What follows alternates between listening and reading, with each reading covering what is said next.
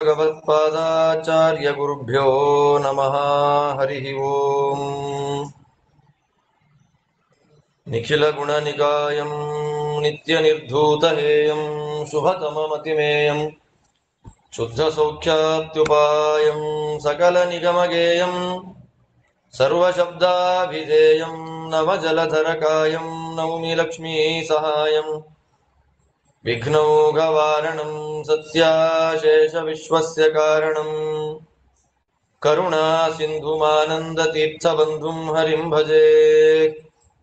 अभ्रमं भङ्गरहितम् अजडं विमलं सदा आनन्दतीर्थं भजे तापत्रयापहम्। भवति यदनुभावादेडमूकोऽपि वाग्मी जडमतिरपि जन्तुर्जायते प्राज्ञमौलिः सकलवचनचेतो देवता भारती सा मम वचसि निधत्तां सन्निधिं मानसे च। आपादमौलिपर्यन्तं गुरूणामाकृतिं स्मरेत् तेन विघ्नाः प्रणश्यन्ति सिद्ध्यन्ति च मनोरथाः। हरिः ओम्। सृष्टिस्थित्यप्ययेह नियतिदृशितमो बन्धमोक्षाश्च यस्मात् अस्य श्री ब्रह्मरुद्र प्रभृति सुरनरद्वीषशत्रुआत्मकस्य विष्णोर्व्यस्ताः समस्ताः सकलगुणनिधिः सर्वदोषव्यपेतः पूर्णानन्दाव्ययो यो गुरुरपि परमश्चिन्तयेतं महान्तम्। जन्माद्यस्य यतोऽन्वयादितरतश्चार्थेष्वभिघ्नस्वराट् तेने ब्रह्महृदाय आदिकवये मुह्यन्ति यं सूरयः। तेजो वारिमृदां यथा विनिमयो यत्र त्रिसर्गो मृषा धाम्ना स्वेन सदा निरस्तकुहकम् सत्यं परं धीमहि। नारायणं नमस्कृत्य नरं चैव नरोत्तमं देवीं सरस्वतीं व्यासं ततो जयमुदीरये। हरिः ओम्। स्वस्तिस्तु सताम्।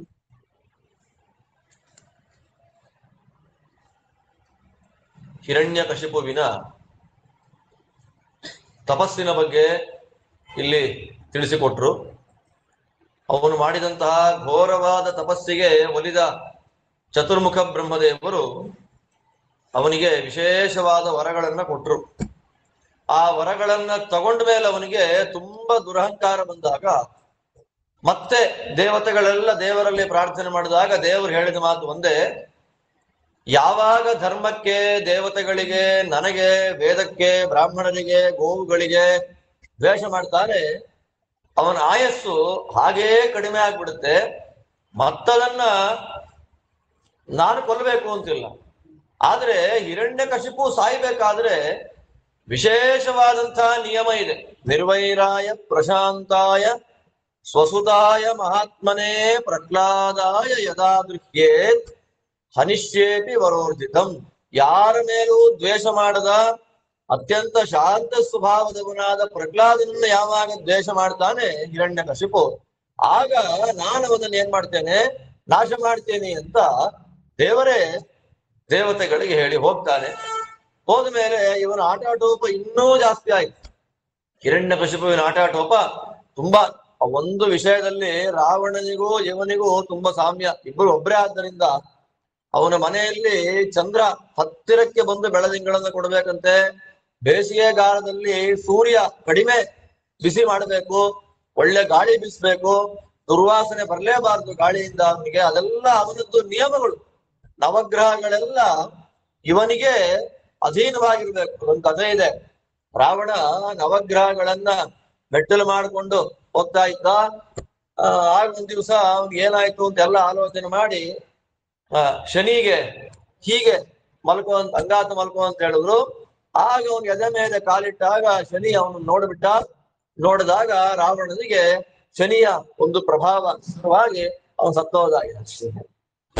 ಶನಿಯ ಮಹತ್ವವನ್ನ ಹೇಳಲಿಕ್ಕೆ ಹೊರಟ ಕಥೆ. ಶನಿಗೆ ಅವಮಾನ ಮಾಡ್ತಾ ಇದ್ದಾರೋ ರಾವಣನಿಗೆ ಮಾಡ್ತಿದ್ದಾರೋ ಗೊತ್ತಿಲ್ಲ.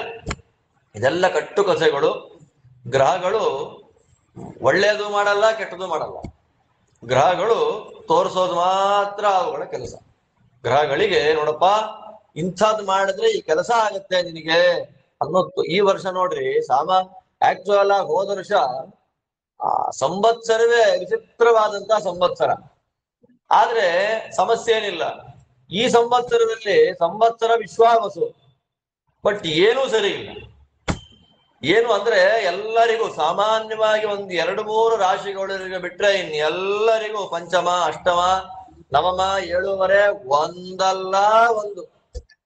ಆದ್ದರಿಂದ ಸಂವತ್ಸರವು ಏನು ಮಾಡಲ್ಲ. ನಾವು ಸರಿಯಾಗಿದ್ರೆ, ದೇವರ ಗುರುಗಳ ಸೇವೆಯನ್ನ ನಾವು ಸರಿಯಾಗಿ ಮಾಡ್ತಾ ಇದ್ರೆ ಗ್ರಹಗಳೆಲ್ಲ ನಮಗೆ ಅನುಕೂಲವಾಗಿಯೇ ಇರುತ್ತೆ. ಆದ್ರಿಂದ ದೇವರ ಸೇವೆ, ದೇವರ ಆರಾಧನೆ ನಾವೆಷ್ಟು ಭಕ್ತಿಯಿಂದ ಮಾಡ್ತೇವೋ ಅಷ್ಟು ಗ್ರಹಗಳ ಅನುಕೂಲ್ಯ ನಮಗಾಗತ್ತೆ.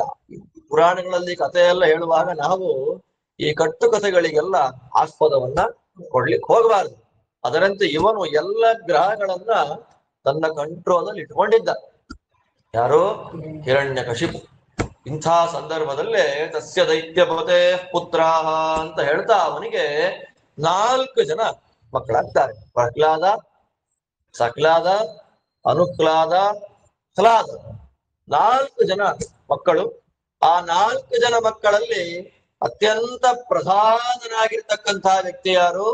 ಪ್ರಹ್ಲಾದ. ಪ್ರಹ್ಲಾದೋ ಭೂನ್ ಮಹಾಂತೇಶಾಂ ಗುಣೈರ್ ಮಹದುಪಾಸಕಃ.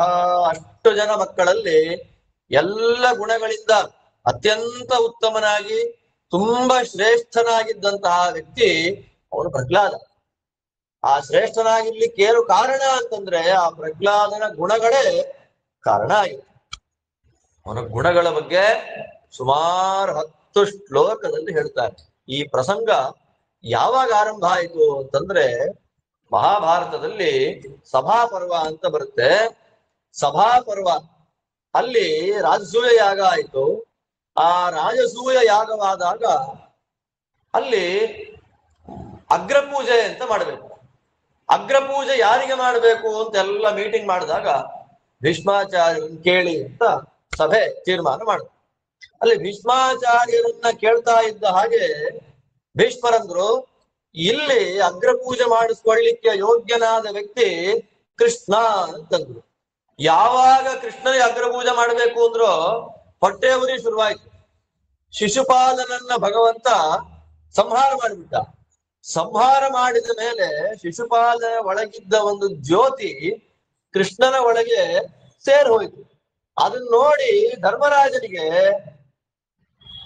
ಡೌಟ್ ಬಂತು. ಅಲ್ಲ, ಬದುಕಿದ್ದ ಕಾಲವು ದ್ವೇಷ ಮಾಡ್ತಾನೇ ಬದುಕಿದ್ದ, ಅವನು ಸಾಯುವಾಗ ಕೃಷ್ಣನೊಳಗೆ ಸೇರ್ಬಿಟ್ನಲ್ಲ, ಇದು ಹೇಗೆ ಅಂತ ನಾರದರನ್ನ ಕೇಳಿದ್ದಕ್ಕೆ ನಾರದರು ಈ ಕಥೆ ಹೇಳ್ತಾರೆ. ಇಲ್ಲಿಂದ ಆರಂಭ. ಸಪ್ತಮ ಸ್ಕಂದ ಭಾಗವತದ ಆರಂಭ ಆಗೋದೆಲ್ಲಿಂದ? ರಾಜಸೂಯ ಯಾಗದ ಕೃಷ್ಣನ ಅಗ್ರಪೂಜೆ, ಶಿಶುಪಾಲನ ವಧ.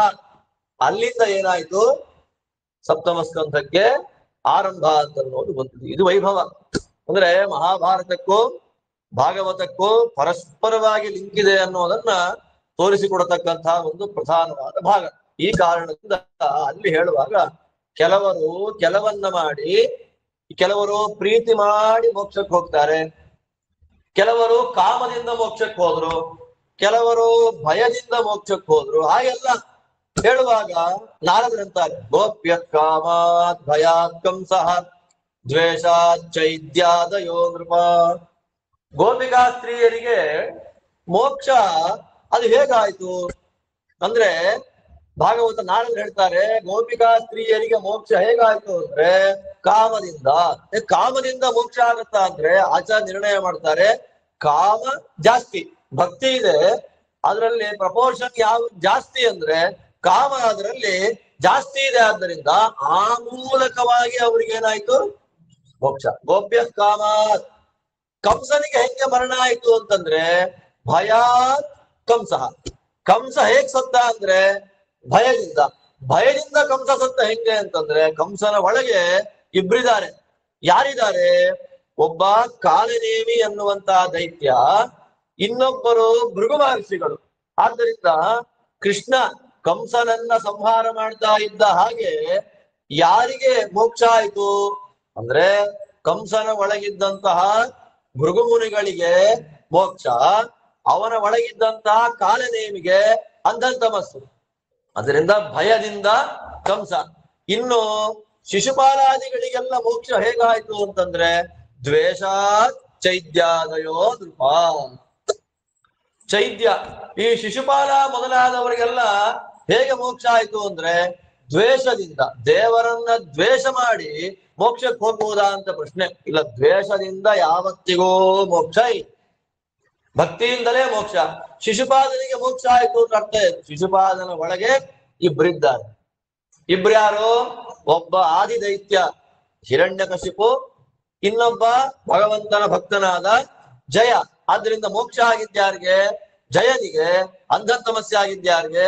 ಅವನ ಒಳಗಿದ್ದಂತಹ ಆದಿದೈತ್ಯನಾದ ಹಿರಣ್ಯಕಶಿಪುವಿಗೆ. ಆದ್ದರಿಂದ ಕೆಲವರು ಕಾಮದಿಂದ, ಭಯದಿಂದ, ಅಂದ್ರೆ ಮುಖ್ಯವಾಗಿ ಭಕ್ತಿಯೇ ಕಾರಣ ಅಂತ ಸ್ಪಷ್ಟವಾಗಿ ನಮಗಿಲ್ಲಿ ಸಿದ್ಧಾಂತವನ್ನು ಮಾಡ್ತಾರೆ. ಅವಾಗ ದ್ವೇಷದಿಂದ ಮೋಕ್ಷ ಆಯ್ತು ಅನ್ನುವ ಪ್ರಸಂಗ ಬಂದಾಗ ಈ ಕಥೆಯನ್ನ ಇಲ್ಲಿ ನಿರೂಪಣೆ ಮಾಡ್ತಾರೆ. ಹಾಗೆ ಪ್ರಹ್ಲಾದರಾಜರಿಗೆ ಅವನ ಹೆಸರು ಪ್ರಹ್ಲಾದ ಅಂತ.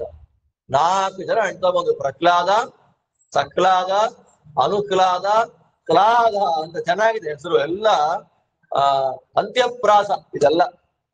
ದ ದ ದ ದ ಅಂತ ಆರಂಭ ಆಗುತ್ತೆ. ಹ್ಲಾದ, ಹ್ಲಾದ ಅಂದ್ರೆ ಸಂತೋಷ ಕೊಡೋನು ಅಂತ ಅಷ್ಟೇ.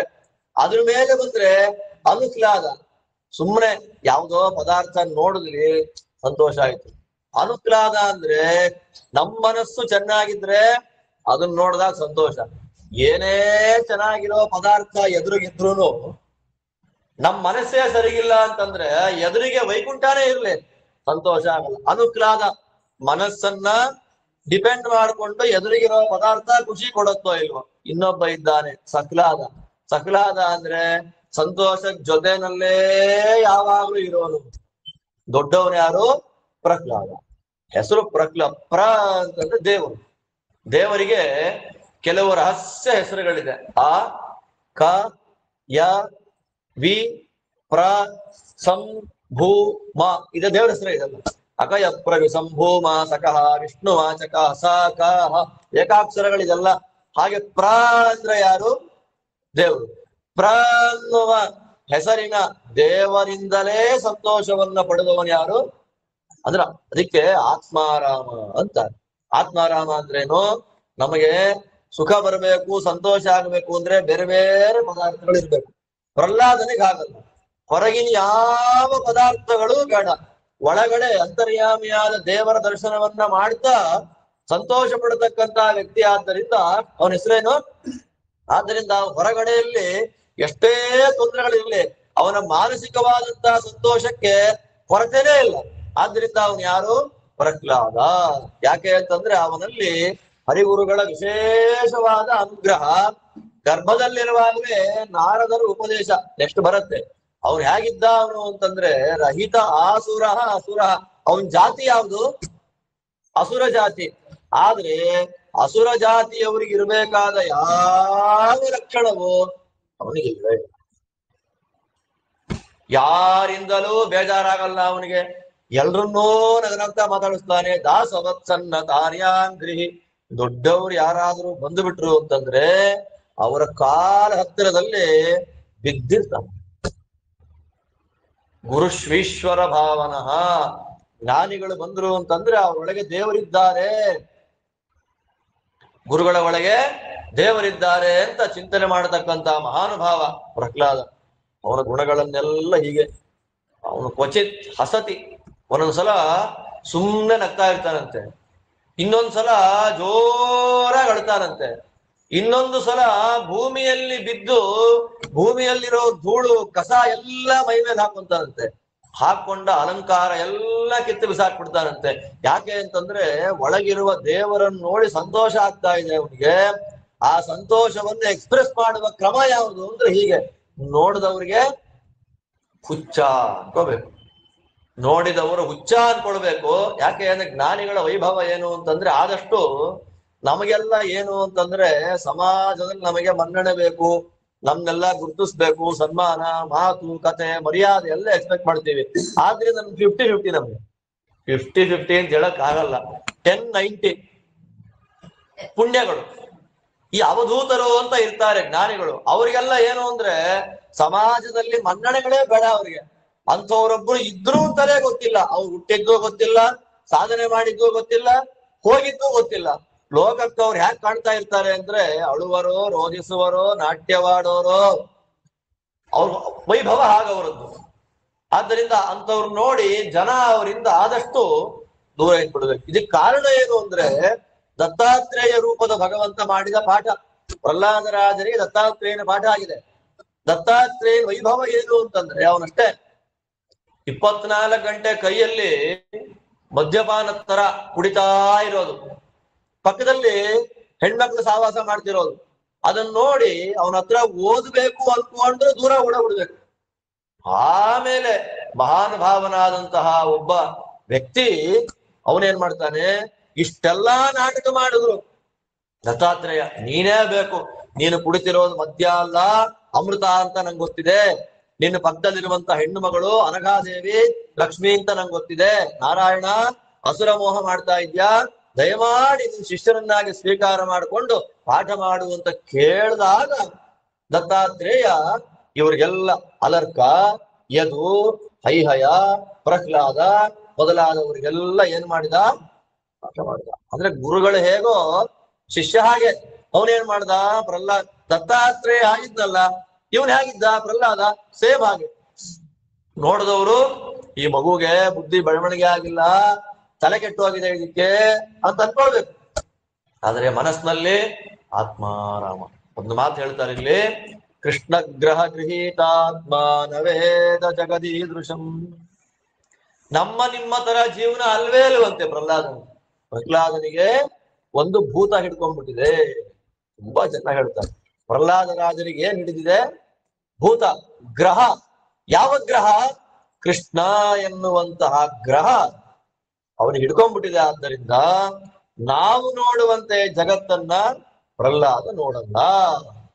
ನಾವು ನೋಡಕ್ಕೂ ಜ್ಞಾನಿಗಳು ನೋಡಕ್ಕೂ ತುಂಬಾ ವ್ಯತ್ಯಾಸ. ಆದ್ದರಿಂದಲೇ ನಮಗೆ ಧರ್ಮದಲ್ಲಿ ಶ್ರದ್ಧೆ ಬರಬೇಕು ಅಂತಂದ್ರೆ ಪ್ರಹ್ಲಾದರಾಜನ ಸ್ಮರಣೆಯನ್ನು ಮಾಡಬೇಕು. ಅದಕ್ಕೆ ನೋಡಿ ಇವತ್ತು ಮಹಾಭಾಗವತೋತ್ತಮರನ್ನ ಲಿಸ್ಟ್ ಮಾಡುವಾಗ ಬ್ರಹ್ಮದೇವರು ಮೊದಲ ಹೆಸರು ಹೇಳಿದ್ ಯಾರದ್ದು, ಪ್ರಹ್ಲಾದ ನಾರದ ಪರಾಶರ ಅಂತ ಫಸ್ಟ್ ಪ್ರಹ್ಲಾದರಾಜನ ಹೆಸರು ಹೇಳ್ತಾರೆ.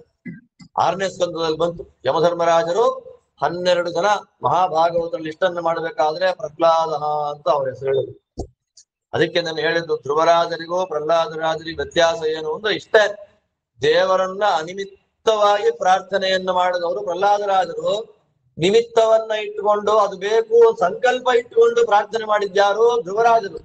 ದೊಡ್ಡ ಸ್ಥಾನ ಬೇಕು ಅಂತ ಧ್ರುವನ್ ತಪಸ್ಸಾದ್ರೆ ಅಂತರ್ಯಾಮಿ ಪ್ರೀತಿ ಆಗ್ಬೇಕು ಅಂತ ತಪಸ್ಸು ಮಾಡಿದ್ಯಾರು ಪ್ರಹ್ಲಾದರಾಜರು. ಆದ್ದರಿಂದ ಎರಡೂ ಬೇಕು. ನಮ್ಮಂತವ್ರು ಎಲ್ಲಾ ಬಿಟ್ಟು ಬರೀ ದೇವರ ಎಂದು ನಮ್ಗೆ ಆಗಲ್ಲ. ನಮಗೇನು ಬೇಕು, ಸಂಪತ್ತು ಬೇಕು, ಐಹಿಕ ಸುಖ ಭೋಗ ಎಲ್ಲ ಬೇಕು. ಎಲ್ಲ ಕೊಟ್ಟಿದ್ದು ನೀನೇ ಅನ್ನೋ ಜ್ಞಾನ ಇರಬೇಕು, ಅದು ಮುಖ್ಯ. ಅದರಿಂದ ಪ್ರಹ್ಲಾದರಾಜರ ಗುಣಗಳನ್ನ ಹೇಳ್ತಾರೆ. ಈ ಗುಣಗಳನ್ನೆಲ್ಲ ಹೇಳಾದ್ಮೇಲೆ ಪ್ರಶ್ನೆ ಮಾಡ್ತಾನೆ ಯಾರು, ಧರ್ಮರಾಜ ನಾರದರನ್ನ, ಸ್ವಾಮಿ ಇಷ್ಟೆಲ್ಲಾ ಗುಣ ಇರೋ ಹುಡುಗನ್ನ ದ್ವೇಷ ಮಾಡಬೇಕು ಅನ್ನೋ ಬುದ್ಧಿ ಯಾಕೆ ಬಂತು?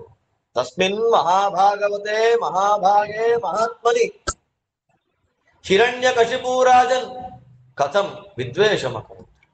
ಮಹಾಭಾಗವತ, ಮಹಾಭಾಗ, ಮಹಾತ್ಮ, ಎಷ್ಟು ವಿಶೇಷಣಗಳು ಹೇಳಿದ್ರು ಕಡಿಮೆ.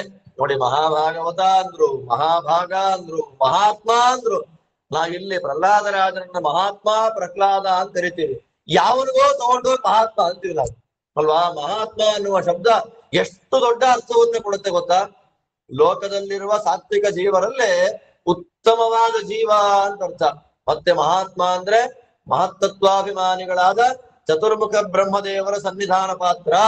ವಾಯುನಾಚ ಸಮಾವಿಷ್ಟ ಮಧ್ವಾಚಾರ್ಯರ ಮಾತು. ಪ್ರಹ್ಲಾದರಾಜರಲ್ಲಿ ವಾಯುದೇವರ ನಿತ್ಯ ವಿಶೇಷವಾದಂತಹ ಸನ್ನಿಧಾನ ಇದೆ. ಮಹಾತ್ಮ, ಮಹಾಭಾಗವತ. ಎದುರಿಗಿದ್ದಾಗ ಸ್ತೋತ್ರ ಮಾಡೋದು, ಹಿಂದೆ ಹೋದಾಗ ಬೆಳಗ್ಗೆ ದೇವರು ಸ್ತೋತ್ರ ಮಾಡೋಣ ಅನ್ನೋದಿಲ್ಲ. ಒಳಗೂ ಹೊರಗೂ ಮೇಲೆ ಕೆಳಗೆ ಹಿಂದೆ ಮುಂದೆ ಎಲ್ಲ ಕಾಲಗಳಲ್ಲಿ ದೇವರನ್ನ ಭಕ್ತಿ ಮಾಡೋದೇ ಪ್ರಹ್ಲಾದರಾಜ ಕೆಲಸ. ಪ್ರಹ್ಲಾದನ ಸಂಪರ್ಕ ಇತ್ತು ಅಂದ್ರೆ ಅಸುರಾವೇಶ ಆಗೋದೇ ಇಲ್ಲ ಅಲ್ಲಿ ತಾತ್ಪರ್ಯ. ಮುಂದೆ ಹೇಳ್ತಾರೆ ಪುರಾಣಾಂತರಗಳಲ್ಲಿ ಬರುತ್ತೆ, ವಾಮನ ಪುರಾಣಾದಿಗಳಲ್ಲಿ ಬಲಿಚಕ್ರವರ್ತಿಯನ್ನ ಭಗವಂತ ಬಂಧನ ಮಾಡಿದ. ತ್ರಿವಿಕ್ರಮ ಬಂಧನ ಮಾಡಿ, ನೋಡಪ್ಪ ನಿನಗೆ ಮುಂದಿನ ಕಲ್ಪದಲ್ಲಿ ಇಂದ್ರಪಟ್ಟ ಕೂಡಿಸ್ತೀನಿ, ಇವಾಗ ರಸಾತಳಕ್ಕೆ ಹೋಗಿ ಅಲ್ಲಿ ಕೂತಿರು, ನಿನ್ ಮನೆ ಬಾಗಿಲ್ ನಾನು ಕಾಯ್ತೀನಿ. ಅವಾಗ ಎಲ್ಲ ದೇವತೆಗಳು ಮಾತಾಡ್ಕೊಂಡು, ಸ್ವಾಮಿ ನೀನ್ ಮನೆ ಹೊರಗಿರ್ತೀಯ, ಒಳಗಡೆ ಅವ್ನಿಗೆ ಏನಾದ್ರೂ ಅಸುರರ ಸಹವಾಸ ಇರುತ್ತೆ ಅಲ್ವಾ, ಪ್ರಹ್ಲಾದರಾದ್ರ ಸುತ್ತ ಅಲ್ವಾ ಎಲ್ಲ ಸಿಂಹಿಕೆ ಮಹಿಷಾಸುರ ಎಲ್ಲ ಇದ್ದ ಹಾಗೆ ಸಂಬಂಧಿಕರೆಲ್ಲ ಇವರೇ ಆಗ್ಬಿಟ್ರೆ ಸಂಪರ್ಕ ಜಾಸ್ತಿ ಆಗಿ ದೇವರಲ್ಲಿ ಭಕ್ತಿ ಹೊಟ್ಟೋದ್ರೆ ಏನ್ ಮಾಡೋದು ಅಂದಾಗ ತ್ರಿವಿಕ್ರಮ ಹೇಳ್ತಾನೆ, ಪ್ರಹ್ಲಾದ ನೀನ್ ಯಾವಾಗಲೂ ಮೊಮ್ಮಗಳ ಜೊತೆಲೆ ಕೂತ್ಕೊಂಡ್ಬಿಟ್ಟಿರ್ತೀನಿ, ನೀನಿದ್ದಲ್ಲಿ ಶುದ್ಧತೆ ಇರುತ್ತೆ, ನೀನಿದ್ದಲ್ಲಿ ಕಲಿಯಾವೇಶ ಇಲ್ಲ, ಆದ್ರಿಂದ ರಸಾತಳಕ್ಕೆ ಹೋಗಿ ನೀನ್ ಅಲ್ಲೇ ಕೂತಿರ್ಬೇಕು ಅಂತ ದೇವರ ಆದೇಶ. ಅದಕ್ಕೆ ಏನ್ ಮಾಡ್ದ, ತ್ರಿವಿಕ್ರಮನಿಗೆ ಒಳಗ್ ಹೋಗಕ್ ಆಗಲ್ಲ ಅಂತಿಲ್ಲ, ಪ್ರಹ್ಲಾದರಾಜರ ಮಹತ್ವ ತೋರಿಸ್ಕೊಡ್ಬೇಕು. ಅದಕ್ಕೆ ಪ್ರಹ್ಲಾದ ಪ್ರತಿನಿತ್ಯ ರಸಾತಳದಲ್ಲಿ ಬಲಿಚಕ್ರವರ್ತಿಗೆ ಪಾಠ ಮಾಡ್ತಾ ಇರ್ತಾನೆ. ಆದ್ದರಿಂದಲೇ ಬಲಿಪಾಡ್ಯಮಿಯ ದಿವಸ ಬಲಿಯನ್ನ ಪೂಜೆ ಮಾಡೋದ್ರಿಂದ ಬರುವಂತಹ ಫಲ ಏನು ಅಂತಂದ್ರೆ ನಮಗೆ ಭಾಗವತ ಜ್ಞಾನ ಬರುತ್ತೆ, ನಾವು ಸದ್ವೈಷ್ಣವರಾಗುವಂತ ಅವಕಾಶ ಸಿಗುತ್ತೆ. ದೇವರ ಕಿರೀಟ ಕದ್ದು ನಾವೇನ್ ಪೂಜೆ ಮಾಡೋದು ಅನ್ನೋ ಭಾವ ಮನಸ್ಸಿಗೆ ಬಂದ್ಬಿಟ್ರೆ ಆಗೋಯ್ತು. ಆದ್ರೆ ದೇವರ ಆದೇಶ, ವರ್ಷಕ್ಕೊಂದಿನ ನೀನ್ ಭೂಮಿಗೆ ಹೋಗಬೇಕು, ಸಾತ್ವಿಕರಿಂದ ಪೂಜೆ ಸ್ವೀಕಾರ ಮಾಡ್ಕೊಳ್ಬೇಕು, ಅವರಿಗೆ ವಿಷ್ಣು ಭಕ್ತಿಯನ್ನ ಕೊಡಬೇಕು. ಅದಕ್ಕೆಲ್ಲ ಕಾರಣ ಯಾರು, ಪ್ರಹ್ಲಾದನ ಉಪದೇಶ ಅನುಗ್ರಹ. ಅಂಥ ಮಹಾಭಾಗವತ ಮಹಾಭಾಗ್ಯಶಾಲಿ. ಕೇಳ್ಬೇಕಷ್ಟೇ, ಪ್ರಹ್ಲಾದನಂತ ಭಾಗ್ಯ ಯಾರಿಗೆ ಸಿಗ್ಬೇಕು ಹೇಳಿ. ದೇವ್ರ ಪೂಜೆ ಮಾಡಬೇಡ, ನಾಮ ಸಂಕೀರ್ತನೆ ಮಾಡಬೇಡ, ಜಪ ಮಾಡಬೇಡ, ಉಪವಾಸ ಮಾಡಬೇಡ, ಆರಾಧನೆ ಮಾಡಬೇಡ ಅಂತ ನಮ್ಗೆ ಯಾರು ಹೇಳ್ಬಿಟ್ರೆ ಅಷ್ಟೇ ಸಾಕು. ಇವತ್ತಿನ ಜನರೇಷನ್ ಅಲ್ಲಿ ಹಂಗೆ ಹೇಳಿದ್ರೆ ಬರಲ್ಲ, ಇನ್ ಹೇಳ್ದೇ ಇದ್ರೆ ಇನ್ನಲ್ಲಿ ಮುಗ್ದೋಯ್ತಲ್ಲ. ಪ್ರಹ್ಲಾದನಿಗೆ ಹೇಗಿತ್ತು ವಾತಾವರಣ, ಸುತ್ತಮುತ್ತ ಎಲ್ಲ ಕಡೆಗಳಲ್ಲೂ ಮಾಡ್ಬೇಡ ಮಾಡ್ಬೇಡ ಅದು ಮಹಾಭಾಗ್ಯ. ಅವನಿಗೆ ವಿಶೇಷವಾದ ಪುಣ್ಯ ಬರೋದು ಯಾವಾಗ ಹೇಳಿ, ಬೇಡ ಬೇಡ ಬೇಡ ಬೇಡ ಅಂತ ಕಷ್ಟಪಟ್ಟು ಸಾಧನೆ ಮಾಡ್ತಾರಲ್ಲ ಅಂತವರಿಗೆ ಪುಣ್ಯ. ಪ್ರತಿಕೂಲವಾದ ವಾತಾವರಣ ಇದ್ದಲ್ಲಿ ಎಲ್ಲ ಅನುಕೂಲ ಇದ್ದು ಸಾಧನೆ ಮಾಡ್ಕೊಂಡ್ರೆ ಏನ್ ಪ್ರಯೋಜನ, ಅಷ್ಟಕ್ಕಷ್ಟೇ ಫಲ ಅಲ್ವಾ. ಕೃತಯುಗದಲ್ಲಿ ಎಷ್ಟು ಪುಣ್ಯ ಮಾಡಿದ್ರು ಅಷ್ಟಕ್ಕಷ್ಟೇ, ತ್ರೇತಾಯುಗದಲ್ಲಿ ಅಷ್ಟೇ, ದ್ವಾಪರದಲ್ಲಿ ಅಷ್ಟೇ. ಇಲ್ಲಿ ಎಲ್ಲಕ್ಕೂ ವಿರೋಧ ಇರುತ್ತೆ ಕಲಿಯುಗದಲ್ಲಿ. ಕಲಿ ಪ್ರವೇಶ, ಊಟ ತಿಂಡಿ ನಿದ್ದೆ ಎಲ್ಲದರಲ್ಲಿ ಆಗುತ್ತೆ. ಆ ಕಾಲದಲ್ಲಿ ನಾಮಸ್ಮರಣೆಯನ್ನ ಮಾಡಿದ್ರೆ ಬರೋ ಪುಣ್ಯ, ಧ್ಯಾನ ಯಜ್ಞ ಪೂಜೆ ಈ ಮೂರನ್ನ ಮೂರು ಯುಗದಲ್ಲಿ ಮಾಡಿದ್ರೂ ಏನ್ ಪುಣ್ಯ ಬರಲ್ಲ. ಆ ಪುಣ್ಯ ಕಲಿಯುಗದಲ್ಲಿ ಗಾಯನದಿ ಕೇಶವ ಅಂತಂದ್ರೆ ನಾರಾಯಣ ಗೋವಿಂದ ಅಂದ್ರೆ ದೇವರು ನಮ್ಗೆ ಏನ್ ಮಾಡ್ತಾನೆ, ಕೊಟ್ಟು ಪೂರ್ಣವಾದ ಅನುಗ್ರಹವನ್ನು ಮಾಡ್ತಾನೆ. ಈ ಕಾರಣದಿಂದ ಪ್ರಹ್ಲಾದರಾಜರದ್ದೊಂಥರ ಮಹಾಭಾಗ್ಯ. ಮಹಾಭಾಗ್ಯ ಅಂತಂದ್ರೆ ಅವ್ರಿಗೆ ಪಾಪ ಅರಮನೆಯಲ್ಲಿ ಹುಟ್ಟಿದ್ದಷ್ಟೇ, ಎಲ್ಲ ಅಪೋಸಿಟ್ ಅವ್ರಿಗೆ. ತಂದೆ ತಾಯಿಗಳಿಂದ ಮೊದಲು ಮಾಡಿಕೊಂಡು ಪ್ರತಿಯೊಬ್ಬರೂ ವಿರೋಧವೇ. ಅಂಥ ಕಾಲದಲ್ಲಿ ಸಾಧನೆ ಮಾಡಿ ದೇವ್ರಿಗೆ ಕರೆಸ್ಕೊಂಡ ಅನ್ನೋ ಕಾರಣಕ್ಕೆ ಎಲ್ಲ ಅನುಕೂಲವಾಗಿದ್ದು ಮಾಡಿದ್ರೆ, ನಾನ್ ಅನುಕೂಲ ಮಾಡಿಕೊಟ್ಟೆ ಅವನ್ ಮಾಡ್ದ, ನಾನ್ ಅನುಕೂಲ ಮಾಡಿಕೊಟ್ಟೆ ಅವನ್ ಸಾಧನೆ ಮಾಡ್ದ, ನಾ ಅನುಕೂಲ ಮಾಡಿಕೊಟ್ಟೆ, ಏನ್ ಪ್ರಯೋಜನ ಇಲ್ಲದ್ರಲ್ಲಿ. ಆ ಕ್ರೆಡಿಟ್ ಏನಾಗುತ್ತೆ, ಹಂಚಿಕೆ ಆಗೋದು, ಪ್ರಯೋಜನಕ್ಕಿಲ್ಲ ಅದು. ಅವನ ಸ್ವಂತ ಸಾಧನೆ, ಸಾಧನೆ ಸ್ವಂತ ಅನ್ನೋದನ್ನು ತೋರಿಸಿಕೊಟ್ಟ ಮಹಾನುಭಾವ ಯಾರು. ನಮಗೆಲ್ಲ ಅವಕಾಶ ಇದ್ದು ಸಾಧನೆ ಮಾಡ್ಕೊಳಕ್ಕಾಗಲ್ಲ, ಅದರಿಂದ ಅವರ ಸ್ಮರಣೆ ಅತ್ಯವಶ್ಯವಾಗಿ ಮಾಡಬೇಕು. ಅದು ಪ್ರಹ್ಲಾದರಾಜರ ಮಹಾಭಾಗ್ಯ. ಅಂತಹ ಮಹಾಭಾಗ್ಯಶಾಲಿಯಾದ ಪ್ರಹ್ಲಾದನನ್ನ ಯಾಕೆ ದ್ವೇಷ ಮಾಡ್ದ ಅಂತ ಪ್ರಶ್ನೆ ಮಾಡಿದ್ದಕ್ಕೆ ಹೇಳ್ತಾರೆ, ಉಪನಯನ ಆಯ್ತು. ಉಪನಯನ ಆದ ಮೇಲೆ ಗುರುಕುಲವಾಸ ಕಳಿಸ್ಕೊಟ್ರು. ಆ ಗುರುಕುಲವಾಸ ಕಳಿಸಿದ್ರೆ ಅಲ್ಲಿ ಷಂಡಾಮರ್ಕರು ಅಂತ ಗುರುಗಳಿಬ್ರು. ಅವ್ರು ಆಕ್ಚುಯಲ್ ಆಗಿ ಒಳ್ಳೆ ಜ್ಞಾನ ಸಂಪನ್ನರು. ಅವ್ರು ಎಲ್ಲಿ ಕೆಲಸ ಮಾಡ್ತೀವೋ ಹಾಗಿರ್ಬೇಕು ಅವ್ರು. ಪಾಪ ನಾನು ದೇವ್ರ ಪೂಜೆ ಮಾಡ್ಬೇಕು, ಮನೇಲಿ ದೇವ್ರ ಪೂಜೆ, ಹೊರಗಡೆ ಬಂದ್ರೆ ಹಿರಣ್ಯಕಶಿಪನೇ ದೇವ್ರು. ಪಾಪ ಇದು ಮಾಡೋದು, ಸಂಬಳ ಹೆಂಗ್ ಕೊಡ್ತಾರೋ ಹಂಗಿರ್ಬೇಕು ಜೀವನ. ಎಷ್ಟು ಕಷ್ಟ ನೋಡಿ. ಷಂಡಾಮರ್ಕರು ಯಾರ ಮಕ್ಕಳು? ಶುಕ್ರಾಚಾರ್ಯರ ಮಕ್ಕಳು, ಶುಕ್ರ ಶಿಷ್ಯರು. ಶುಕ್ರಾಚಾರ್ಯರು ಸಾಮಾನ್ಯರಲ್ಲ, ತತ್ವಜ್ಞಾನವನ್ನ ಕೊಡುವ ದೊಡ್ಡ ದೇವತೆಗಳವರು. ಶುಕ್ರದಶೆ ಅಂತೀವಿ ನಾವು. ಎಲ್ಲ ತರದ ಫಲ ಕೊಡುವುದು ಹೌದೇ. ಅವ್ರ ಮಕ್ಕಳು ದೊಡ್ಡ ಪುರೋಹಿತರು, ವೇದವನ್ನ ಓದ್ದವರು. ಬಟ್ ಸಂಬಳ ತಗೊಂತಿರೋದೆಲ್ಲಿ? ಹಿರಣ್ಯಕಶಿಪು ಮನೆಯಲ್ಲಿ. ಏನ್ ವೇದ ಬಿಟ್ಟು, ಶಾಸ್ತ್ರ ಬಿಟ್ಟು, ದೇವ್ರನ್ ಬಿಟ್ಟು ಮಿಕ್ಕಿದ್ದೆಲ್ಲ ಪಾಠ ಮಾಡಿದ್ರು. ಇಷ್ಟಪಟ್ಟು ಮಾಡಿದ್ರೆ ಒಂಥರ, ಸಂಬಳಕ್ಕೋಸ್ಕರ, ಊಟಕ್ಕೋಸ್ಕರ ಕಷ್ಟಪಟ್ಟು ಮಾಡ್ತಾ ಇದ್ರೆ ಹೆಂಗಿರ್ಬೇಡ ಮನಸ್ಥಿತಿ ಊಹೆ ಮಾಡ್ಕೊಳ್ಳಿ. ಸ್ವಲ್ಪ ಕೆಲಸ ಮಾಡುವಾಗ ಮನೇಲೆಲ್ಲ ಕ್ಲೀನ್ ಆಗಿ ದೇವ್ರ ಪೂಜೆ ಪಾರಾಯಣ ಅಂತೆಲ್ಲ ಮಾಡ್ಬಿಡೋದು. ಕೆಲಸಕ್ಕೆ ಬಂದ್ ಕಡೆಯಲ್ಲಿ ದೇವ್ರೇ ಇಲ್ಲ ಅಂತಂದ್ರೆ ಇಲ್ಲ, ವ್ಯಾಪಾರ ಅದೇ, ದೇವ್ರಿಲ್ಲ, ಧರ್ಮ ಇಲ್ಲ, ಎಲ್ಲ ಒಬ್ಬನೇ. ಯಾರು ಒಬ್ಬನೇ? ಹಿರಣ್ಯಕಶಿಪನೇ ಉತ್ತಮ ಅಂತ ಪಾಠ ಮಕ್ಕಳಿಗೆಲ್ಲ. ಒಂದು 15 ದಿನ ಆಯ್ತು. 15 ದಿವಸ ಆದ್ಮೇಲೆ ಮನೆಗೆ ಕರ್ಕೊಂಡ್ ಬರ್ಬೇಕು.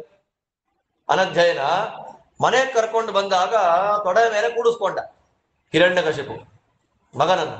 ತೊಡೆ ಮೇಲೆ ಕೂಡಿಸ್ಕೊಳ್ತಿದ್ದಾಗೆ ನೆತ್ತಿಯನ್ನು ಮೂಸಿದ ಮೇಲೆ ಕೇಳ್ತಾನೆ, ನೋಡಪ್ಪ, ಇಷ್ಟು ದಿನ ಮನೆ ಬಿಟ್ಟು ಗುರುಕುಲದಲ್ಲಿ ಓದ್ತಾ ಇದ್ದೆ, ನೀನು ಓದಿದ ವಿಷಯದಲ್ಲಿ ತುಂಬಾ ಇಷ್ಟವಾದದ್ದು ಯಾವುದು ಅಂದ್ರ ಹುಡುಗ ಅಂತಾನೆ, ಹಿತ್ವಾತ್ಮಪಾತಂ ಗೃಹಮಂಧಕೂಪಂ ವನಂಗತೋ ಯದ್ಧರಿಮಾಶ್ರಯೇತ. ನಿನ್ನ ಮನೆ ಅನ್ನೋದು ನನಗೆ ನೀರಿಲ್ಲದ ಬಾವಿ, ಅಂಧಕೂಪ ಅಂತ. ನಿನ್ ಮನೆ ಹೇಗಿದೆ? ನನಗೆ ಎಲ್ಲ ಸಂಪತ್ತಿದೆ, ಅಂಧಕೂಪ. ಇದನ್ನ ಬಿಟ್ಟು ವನಂಗತಃ ಕಾಡಿಗೆ ಹೋಗಿ ದೇವರನ್ನ ಪೂಜೆ ಮಾಡಬೇಕು ಅನ್ನೋ ಆಸೆ ನಮ್ಗೆ ಆಗ್ತಾ ಇದೆ. ಎಂಥ ಮಾತು ನೋಡಿ. ನಾನೇ ದೇವರು ಅನ್ನೋನ ಮುಂದೆ ದೇವರನ್ನ ಪೂಜೆ ಮಾಡಬೇಕು ಅನ್ನೋ ಆಸೆ ಆಗ್ತಿದೆ ಅನ್ಬೇಕಾದ್ರೆ ಪ್ರಹ್ಲಾದರಾಜನ ಧೈರ್ಯ. ಸತ್ಯ ಹೇಳಲಿಕ್ಕೆ ಮುಖ ನೋಡಬಾರದು. ಅವ್ರು ಬೇಜಾರು ಮಾಡ್ಕೊಂತಾರೆ, ಇವ್ರು ಬೇಜಾರು ಮಾಡ್ಕೊಂತಾರೆ, ನೋಡಬಾರದು. ಸತ್ಯ ನಿಷ್ಠುರ. ಲೋಕದಲ್ಲಿ ನಿಷ್ಠುರರಾದ್ರು ಹರಿವಾಯ ಗುರುಗಳಿಗೆ ನಾವು ಪ್ರೀತಿ ಪಾತ್ರರಾಗ್ತೇವೆ. ನಾಳೆ ಯಮಧರ್ಮರಾಜನಿಗೆ ಉತ್ತರ ಕೊಡೋರು ನಾವೊಬ್ರೆ. ನನಗೋಸ್ಕರ ತಪ್ಪಾಡಿದ್ರವ್ರು, ನಾನ್ ಹೇಳಿದ್ದವ್ರಿಗೆ ಅಂತ ಸಮುದಾಯಿಸಿಕೊಳ್ಳಿ ನಮ್ ಜೊತೆ ಪಕ್ಕದಲ್ಲಿ ಯಾರು ಬಂದು ನಿಂತಿರಲ್ಲ. ಉತ್ತರ ಕೊಡ್ಬೇಕಾದವ್ರು ಯಾರು? ತೋರಿಸ್ತಾನೆ ಪ್ರಹ್ಲಾದ. ಅಯ್ಯೋ, ನಮ್ಮ ಅಪ್ಪಂಗ್ ಬೇಜಾರಾಗತ್ತಲ್ಲ, ಅಪ್ಪ ನೀನೇ ಸರ್ವೋತ್ತಮ, ನೀನೇ ದೊಡ್ಡವನು ಅಂತ ಹೇಳಿಲ್ಲ. ನಿನ್ನ ಮನೆ ಎಲ್ಲ ಸಂಪತ್ತಿನಿಂದ ಕೂಡಿದೆ, ಆದ್ರೂ ಆ ಮನೆಯಲ್ಲಿ ಏನಿಲ್ಲ? ದೊಡ್ಡ ದೊಡ್ಡ ಕೋಣೆಗಳಿದೆ, ರೂಮ್ಗಳಿದೆ. ದೇವರ ಮನೆಯೇ ಇಲ್ಲ. ದೇವರ ಮನೆ ಇಲ್ಲದೆ ಇರುವುದು ಒಂದು ಮನೆನ ಎಲ್ಲ ಹೇಳೋದು. ನಿಮ್ ಮನೆಯಲ್ಲಿ ಎಲ್ಲಾ ಇದೆ, ದೇವರಿಗೆ ಸ್ವಲ್ಪ ಜಾಗ ಇಲ್ಲ. ನೀನೇ ದೇವ್ರು ಅಂತ ಹಾರಾಡ್ತಾ ಇದ್ಯಾ. ನೀನೇ ದೇವ್ರು. ರಾತ್ರಿ ಮಲ್ಕೊಂತ್ಯಾ, ನಂಗೆ ಸೆಕೆ ಆಗ್ತಾ ಇದೆ, ಗಾಳಿ ಬೀಸು ಅಂತ ಗಾಳಿ ವಾಯು ಹೇಳ್ತ್ಯಾ. ಸೆಕೆ ಆಗೋ ದೇವ್ರಾಗ್ತಾನ? ಪ್ರಹ್ಲಾದ ಲಾಜಿಕ್ ನೋಡಿ ಹೇಗಿದೆ. ನಂಗೆ ಹಸಿವಾಗ್ತಾ ಇದೆ, ಒಳ್ಳೆ ಭಕ್ಷ್ಯ ಭೋಜ್ಯಗಳ ಬೇಕು, ಅಡಿಗೆ ಮಾಡಿಸ್ತ್ಯಾ. ಹಸಿವಾಗೋ ದೇವ್ರ ಲಕ್ಷಣ. ಆದ್ರೂ ಅಹಂಕಾರದಿಂದ, ಸಂಪತ್ತಿಂದ ನಾನೇ ದೇವ್ರು ಅಂತ ಬೆರೀತಾ ಇದೆಯಲ್ಲ, ತಪ್ಪು. ಅದಕ್ಕೆ ವನಂಗತೋ ಯತ್ ಹರಿಮಾಶ್ರಯೇತ. ಹರಿ ಅಂದ್ರೆ ಅವನು ಮೊದಲನೇ ಕಟ್ ಮಾಡ್ದ, ನರಹರಿ, ನರಸಿಂಹದೇವರನ್ನ ಆಶ್ರಯ. ಯಾಕೆಂದ್ರೆ ನಾವು ಕಾಡಲ್ಲಿ ಓಡಾಡುವಾಗ ನಮ್ಮನ್ನ ಕಾಪಾಡಬೇಕಾದ ಭಗವದ್ ರೂಪ ಯಾವುದು? ನರಸಿಂಹ ರೂಪ. ಅದಕ್ಕೆ ಉಪನಿಷತ್ತಲ್ಲಿ ಹೇಳ್ತಾರೆ, ಕಾಡುಗಳಲ್ಲಿ ಹುಲಿ ಮೊದಲಾದ ಪ್ರಾಣಿ ಅಟ್ಟಿಸ್ಕೊಂಡ್ ಜಿಂಕೆಗಳು, ಯಾವುದೇ ಪ್ರಾಣಿ ಆಗ್ಲಿ, ಬೇಟೆಗಾರ ಬಂದಾಗ ಅದು ಫಸ್ಟ್ ಸೇರ್ಕೊಳ್ಳೋದು ಎಲ್ಲಿಗೆ ಹೇಳಿ? ಪೊದೆ ಒಳಗೆ ಹೋಗಿ ಸೇರ್ಕೊಂಡ್ಬಿಡುತ್ತೆ. ಕಕ್ಷ ಅಂತ ಹೀಗೆಲ್ಲ ಇದ್ರೆ ಅದ್ರ ಒಳಗೋಗಿ ಸೇರ್ಕೊಂಡ್ಬಿಡುತ್ತೆ. ಗುಹೆ, ಬಂಡೆಯ ಕೊರಕಲು, ಪೊದೆ ಒಳಗೆ ಹೋಗ್ಬಿಡುತ್ತೆ. ಏನಕ್ಕೆ ಹೋಗುತ್ತೆ? ಆಚಾರ್ಯ ಭಾಷೆಯಲ್ಲಿ ಬರೀತಾರೆ, ಅಲ್ಲಿ ನರಸಿಂಹದೇವರಿದ್ದಾರೆ, ನರಸಿಂಹದೇವರ ಸನ್ನಿಧಾನ ಇರೋದ್ರಿಂದ ಆ ಪ್ರಾಣಿಗಳಿಗೆಲ್ಲ ಸೆಕ್ಯೂರ್ ಫೀಲ್ ಆಗುತ್ತೆ ಅಲ್ಲಿ, ಅದಕ್ಕೆ ಒಳಗೋಗಿ ಕೂತ್ಕೊಳ್ಳುತ್ತೆ ಅಂತ ಆಚಾರ್ಯ ಹೇಳ್ತಾರೆ. ನಾವೆಲ್ಲ ಮನೆ ಒಳಗೆ ಯಾಕೆ ಬರ್ತೇವೋ ಹಾಗೆ ಆ ಪ್ರಾಣಿಗಳೆಲ್ಲ ಎಲ್ಲ ಹೋಗುತ್ತೆ? ಪೊದೆಗಳು, ಗುಹೆಗಳು ಹೋಗುತ್ತೆ. ಆದ್ದರಿಂದ ನರಹರಿಯನ್ನ ಪೂಜೆ ಮಾಡಬೇಕು ಅಂತ ನನಗೆ ಆಸೆ ಆಗ್ತಾ ಇದೆ. ಎಂಥ ದೊಡ್ಡ ಮಾತು. ಅದಕ್ಕೆ ಕಾರಣ ಏನು? ಮನೆಯಲ್ಲೇ ಮಾಡ್ಬೋದಾಗಿತ್ತಲ್ಲ. ಮನೆ ಬಿಟ್ಟೇನಕ್ಕೆ ಹೋಗ್ಬೇಕು ಅಂದ್ರೆ, ಹಿರಣ್ಯಕಶಿಪು ತನ್ನ ಶಿಷ್ಯರಿಗೆಲ್ಲ, ಅಂದ್ರೆ ರಾಕ್ಷಸ ನಮುಚಿ ಮೊದಲಾದವರಿಗೆಲ್ಲ ಆದೇಶ ಮಾಡಿದ್ದ, ನಿಮಗೆ ನಾನೊಂದು ಟಾಸ್ಕ್ ಕೊಡ್ತೀನಿ. ಆ ಟಾಸ್ಕ್ ಏನು ಅಂದ್ರೆ, ಎಲ್ಲ ವೇದ ಓದಿದವ್ರನ್ನೆಲ್ಲ ಕೊಂದು ಬರ್ಬೇಕು, ತ್ರೈವರ್ಣಿಕರನ್ನ. ವೇದ ಯಾರು ಓದ್ತಾರೆ ಕೊಂದು ಬರ್ಬೇಕು. ಅದರಲ್ಲಿ ನಿಮ್ಗೆಲ್ಲ ಏನು ಅಂದ್ರೆ, ಒಂದು ವೇದ ಓದಿದ ವ್ಯಕ್ತಿಯ ತಲೆ ಬುರುಡೆ ಕರುಳು ಕಿತ್ಕೊಂಡ್ಬಂದು ನಮ್ಮ ಮನೆಯಲ್ಲಿ ನೇತಾಕಿದ್ರೆ ಇಷ್ಟು ಬಕ್ಷೀಸ್. ಅದಕ್ಕೆ ಅವ್ರೇನ್ ಮಾಡ್ತಾರೆ? ಕೊಲ್ಲಬೇಕಾದ್ರೆ ಕೇಳ್ತಾ ಇದ್ರಂತೆ, ನೀವು ಏಕವೇದಿಗಳ, ದ್ವಿವೇದಿಗಳ, ತ್ರಿವೇದಿಯ, ಚತುರ್ವೇದಿಯ ಅಂತ. ನಾನ್ ಚತುರ್ವೇದಿ ಅಂತ ಏನಾದ್ರು ಸರ್ಟಿಫಿಕೇಟ್ ತೋರಿಸ್ಬಿಟ್ರೆ ಅವರು 100 ಜನ ರಾಕ್ಷಸರು ಸೇರ್ ಕೊಂದು ಬಿಡೋದು. ಯಾಕೆ? ಚತುರ್ವೇದಿಯ ತಲೆ, ಬುರುಡೆ, ಕರುಳು, ರಕ್ತ ಹಿರಣ್ಯಕಶಿಪು ನೋಡ್ರದ ಆನಂದ. ಯಾಕೆ? ವಿಷ್ಣು ಸರ್ವೋತ್ತಮತ್ವ ಹೇಳುವಂತ ನಾಲಿಗೆ ಅದು. ಅದನ್ನ ನಾನು ಕೊಂದೆ. ಬಕ್ಷೀಸ್ ಜಾಸ್ತಿ ಅವರಿಗೆ. ಮನೆ ಗೋಡೆ ಮೇಲೆ ಅಲಂಕಾರ. ಕೆಲವರೆಲ್ಲ ಮನೆಗಳಲ್ಲಿ ಹಿಂದೆ ಇಟ್ಕೊಳ್ಳೋರು ಜಿಂಕೆ ತಲೆ ಗಿಂಕೆ ತಲೆ ಅಂತೆಲ್ಲ. ಹಿರಣ್ಯಕಶಿಪು ಮನೆಗಳಲ್ಲಿ ವೇದ ಓದಿದ ಸದ್ಬ್ರಾಹ್ಮಣರ ತಲೆಗಳು ನೇತಾಡ್ತಾ ಇದ್ದು ಬುರುಡೆಗಳೆಲ್ಲ. ಅದನ್ನ ನೋಡಿ ಬೆಳೆದ ಹುಡುಗ ಅವನಿಗೆ ಹೇಗಾಗ್ಬೇಡ ಮನಸ್ಸಿಗೆ. ಅದಕ್ಕಂತಾನೆ ಬೇಡವೇ ಬೇಡ ನಿಮ್ ಮನೆ ಸಹವಾಸ. ಏನು ಸಂಪತ್ತಿದ್ದೇನು ಪ್ರಯೋಜನ, ದೇವರೇ ಇಲ್ಲ ಅಂದ್ಮೇಲೆ ಹೊಟ್ಟೋಗ್ತೀನಿ ಅಂತಂದಾಗ, ಏನೋ ಮಗು ಏನೋ ಗಾಳಿ ಸೋಕಿರ್ಬೋದೇನೋ ಇದಕ್ಕೆ, ಯಾಕೋ ಕೆಟ್ಟ ಉಪದೇಶ ಆಗಿದೆಯೇನೋ ಅಂತ ಹೇಳಿ ಚಂಡಾಮರ್ಕರನ್ನ ಕರೆಸ್ದ. ಚಂಡಾಮರ್ಕರನ್ನ ಕರೆದು ಒಳ್ಳೆ ಉಪದೇಶ ಮಾಡಿ ಅಂತ ವಾಪಸ್ಸು ಪುನಃ ಮತ್ತೆ ಕಳಿಸ್ಬಿಟ್ಟ. ಒಂದೊಂದೂವರೆ 2 ತಿಂಗಳಾಯ್ತು. ಮತ್ತೆ ಅನಧ್ಯಯನಕ್ಕೆ ಅಮಾವಾಸ್ಯೆಗೆ ಅಂತ ಬಂದ ಮನೆಗೆ. ಬಂದ್ ತೊಡೆ ಮೇಲೆ ಕೂತ್ಕೊಂಡ್ರೆ, ಮಗು ಅವತ್ತೇನೋ ತಪ್ಪು ಹೇಳಿದೆ, ಈಗ ನಿನಗೇನ್ ಇಷ್ಟ ಸ್ವಲ್ಪ ಹೇಳೋದನ್ನ ಅಂತ ಹೇಳಿದ್ದಕ್ಕೆ ಅವರಂತಾರೆ, ನವವಿಧ ಭಕ್ತಿಯನ್ನ ದೇವರು ಸ್ವಲ್ಪ ನೋಡಿ, ಅದೇ ಸಾಧನೆ. ಲಾಸ್ಟ್ ಸಲ ಬಂದಾಗ ದೇವ್ರ ಪೂಜೆ ಮಾಡ್ಬೇಕು ಅಷ್ಟೇ. ಈ ಸಲ ಬಂದಾಗ ದೇವ್ರ ಹೆಂಗ್ ಪೂಜೆ ಮಾಡ್ಬೇಕು ಅಂದ್ರೆ 9 ರೀತಿಯಲ್ಲಿ ದೇವ್ರ ಪೂಜೆ. ಶ್ರವಣಂ, ಕೀರ್ತನಂ, ವಿಷ್ಣೋ ಸ್ಮರಣಂ, ಪಾದ ಸೇವನಂ, ಮರ್ಜನಂ, ವಂದನಂ, ದಾಸ್ಯಂ, ಸಖ್ಯಮಾತ್ಮ ನಿವೇದನಂ. ತುಂಬಾ ದೊಡ್ಡ ಸಾಧನೆ. ಆತ್ಮ ನಿವೇದನ ಅನ್ನೋದು 9ನೇದು. ಆತ್ಮ ನಿವೇದನ ಅನ್ನೋ 2 ಅರ್ಥ ಮಾಡ್ತಾರೆ. ಆತ್ಮ ನಿವೇದನ ನಮ್ಮನ್ನ ನಾವು ದೇವರಿಗೆ ಸಮರ್ಪಣೆ ಮಾಡೋದು ಅಂತ ಒಂದು. ಇನ್ನೊಂದು ನನ್ನಲ್ಲಿ ಅಂತರ್ಯಾಮಿಯಾಗಿ ದೇವರಿದ್ದಾನೆ, ಆತ್ಮನಿ ವೇದನಂ ಅಂತ ಒಂದು. ಆತ್ಮ ನಿವೇದನಂ ಅಂತ ಒಂದು. ಅಂತರ್ಯಾಮಿಯಾಗಿ ದೇವರಿದ್ದಾನೆ ಅಂತ ಒಂದು. ಇನ್ನೊಂದು ನಮ್ಮನ್ನ ಭಗವಂತನಿಗೆ ಸಮರ್ಪಣೆ ಮಾಡ್ಕೊಳ್ಬೇಕು ಅಂತ ಒಂದು. ಆದ್ದರಿಂದ 9 ಭಕ್ತಿಗಳು. ನನಗೆ ದೇವರ ಕಥೆಗಳನ್ನ ಕೇಳಬೇಕು ಅಂತ ಆಸೆ ಆಗುತ್ತೆ. ಅದರಿಂದ ದೇವರನ್ನ ಪೂಜೆ ಮಾಡುವಂತ ಕ್ರಮ ಎಷ್ಟಿದೆ ಅಂದ್ರೆ 5 ಇದೆ. ದೇವರನ್ನ ಹೆಂಗ್ ಪೂಜೆ ಮಾಡೋದು ಅಂತ. ಒಂದು, ಪ್ರತಿಮೆಗಳನ್ನೆಲ್ಲ ಇಟ್ಟುಕೊಂಡು ವೈಭವದಿಂದ ದೇವರ ಪೂಜೆ ಮಾಡೋದು. ವೈಭವದಿಂದ ಅಂದ್ರೆ ಏನು? ಹೂವು ಹಣ್ಣುಗಳನ್ನ ಕೊಂಡುಕೊಳ್ಳದೆ ತಂದು, ನೀರಿಗೂ ದುಡ್ಡು ಕೊಡದೆ ತಂದು ಪೂಜೆ ಮಾಡೋದು ವೈಭವದ ಪೂಜೆ ಅಂದ್ರೆ ಅದು. ಪತ್ರೇಶು ಪುಷ್ಪೇಶು ಫಲೇಶು ತೋಯೇಶು ಅಕ್ರೀತ ರಭ್ಯೇಶು. ದುಡ್ಡು ಕೊಟ್ಟು ಹೂವು ಹಣ್ಣು ತಂತು ಅಂದ್ರೆ ಅದು ದ್ವಾಪರ ಯುಗ. ಕಲಿಯುಗದಲ್ಲಿ ನಾವು ಮತ್ತೆ ಹಣ್ಣು ನೈವೇದ್ಯ ಮಾಡಂಗೆ ಹೇಳುವ ಅಂದ್ರೆ ನಮ್ಮ ಯೋಗ್ಯತೆ ಅಷ್ಟೇ. ಅದು ಒಂದು ಪೂಜೆ, ಅರ್ಚನೆ. 2ನೇದು ಅದಕ್ಕಿಂತ ಸ್ವಲ್ಪ ಮೇಲೆ ಸ್ಮರಣೆ. ಅದು ಏಕಾಂತವಾಗಿ ಕೂತ್ಕೊಂಡು ನಮಗಿಷ್ಟವಾದ ದೇವರ ರೂಪವನ್ನ ಚಿಂತನೆ ಮಾಡ್ತಾ ಕೂತ್ಕೊಳ್ಳೋದು. ಅರ್ಚಿತ ಸಂಸ್ಮೃತ. 3ನೇದು ಅದಕ್ಕಿಂತ ದೊಡ್ಡದು ಧ್ಯಾನ. ಧ್ಯಾನ ಅಂದ್ರೆ ನಮಗೆಲ್ಲ ಆಗಲ್ಲ ಬಿಡಿ. ನಮ್ಗೆಲ್ಲ ಅರ್ಧ ಗಂಟೆ ಕೂತ್ಕೊಂಡ್ರೆ 25 ಆಸನಗಳು ಚೇಂಜ್ ಆಗಿರುತ್ತೆ ನಮಗೆ. ಧ್ಯಾನ ಅಂದ್ರೆ ಮೊದಲು ಸರಿಯಾಗಿ ಒಂದು ಆಸನದಲ್ಲಿ ಕೂತು ಅದಕ್ಕೆ ಬ್ಯಾಕ್ ಗ್ರೌಂಡ್ ಅಲ್ಲಿ ಅಷ್ಟಾಂಗ ಯೋಗ ಸಿದ್ಧಿ ಮಾಡ್ಕೊಂಡಿರ್ಬೇಕು. ಯಮ ನಿಯಮ 25 ಇದೆ ಅದಕ್ಕೆ. ಯಮ ಅಂತಂದ್ರೆ ನಂಗದು ಬೇಡ ಅಂತ ಸೆಲ್ಫ್ ಕಂಟ್ರೋಲ್ ಮಾಡ್ಕೊಳ್ಬೇಕು. ನಿಯಮ ಅಂದ್ರೆ ನಾನು ಹೀಗೆ ಬದುಕ್ತೀನಿ ಅಂತ ನಾವೇ ಟೈಮ್ ಟೇಬಲ್ ಹಾಕೋಬೇಕು. ಅದಾದ್ಮೇಲೆ ಆಸನ, ಆಮೇಲೆ ಪ್ರಾಣಾಯಾಮ. 25 ಇದೆ. 3ನೇದ್ ಯಾವುದು? ಧ್ಯಾನ. 4ನೇದ್ ಯಾವುದು? ಕೀರ್ತನ. ದೇವರ ಗುಣಗಳನ್ನ ರಾಗವಾಗಿ ಹಾಡೋದು. ಅದೊಂಥರ ಸಾಧನೆ. ಅರ್ಚನೆ, ಸ್ಮರಣೆ, ಧ್ಯಾನ, ಕೀರ್ತನೆ. 5ನೇದು ಯಾವುದು? ಕಥನ. ಪಾಠ ಪ್ರವಚನಗಳನ್ನು ಮಾಡೋದು, ದೇವರ ಮಹಿಮೆಗಳನ್ನ ಹೇಳೋದು. ಆಚಾರ್ಯ ಹೇಳ್ತಾರೆ, ಧ್ಯಾನ ದುಡ್ದೋ ಹೇಳೋದು ದುಡ್ದೋ ಅಂತ ಪ್ರಶ್ನೆ ಮಾಡ್ಕೊಂಡ್ರೆ ಕೊಡ್ತಾರೆ, ಧ್ಯಾನಕ್ಕಿಂತಲೂ 100 ಪಟ್ಟು ಅಧಿಕವಾದ ಗುಣ ಹೇಳೋದು. ಧ್ಯಾನಾನ್ ಶತಗುಣಂ ಪ್ರೋಕ್ತಂ ವ್ಯಾಖ್ಯಾನಂ. ಧ್ಯಾನ ಮಾಡಿದ್ರೆ ಏನ್ ಕಾನ್ಸಂಟ್ರೇಷನ್ ಇರುತ್ತೆ ಅದೇ ಕಾನ್ಸಂಟ್ರೇಷನ್ ಹೇಳಬೇಕಾದಿರ್ಬೇಕು. ಹೇಳುವಾಗ ಪಾಠ ಪ್ರವಚನಾದಿಗಳನ್ನು ಮಾಡುವಾಗ ಒಂದು ಸ್ವಲ್ಪ ಕಾನ್ಸಂಟ್ರೇಷನ್ ವ್ಯತ್ಯಾಸ ಆಗೋಯ್ತು, ಎಲ್ಲ ಹೊರಟಾಗುತ್ತೆ. ಧ್ಯಾನಕ್ಕಿಂತ 100 ಪಟ್ಟು ಅಧಿಕ. 5ನೇದು ಯಾವುದು? ಕಥನ.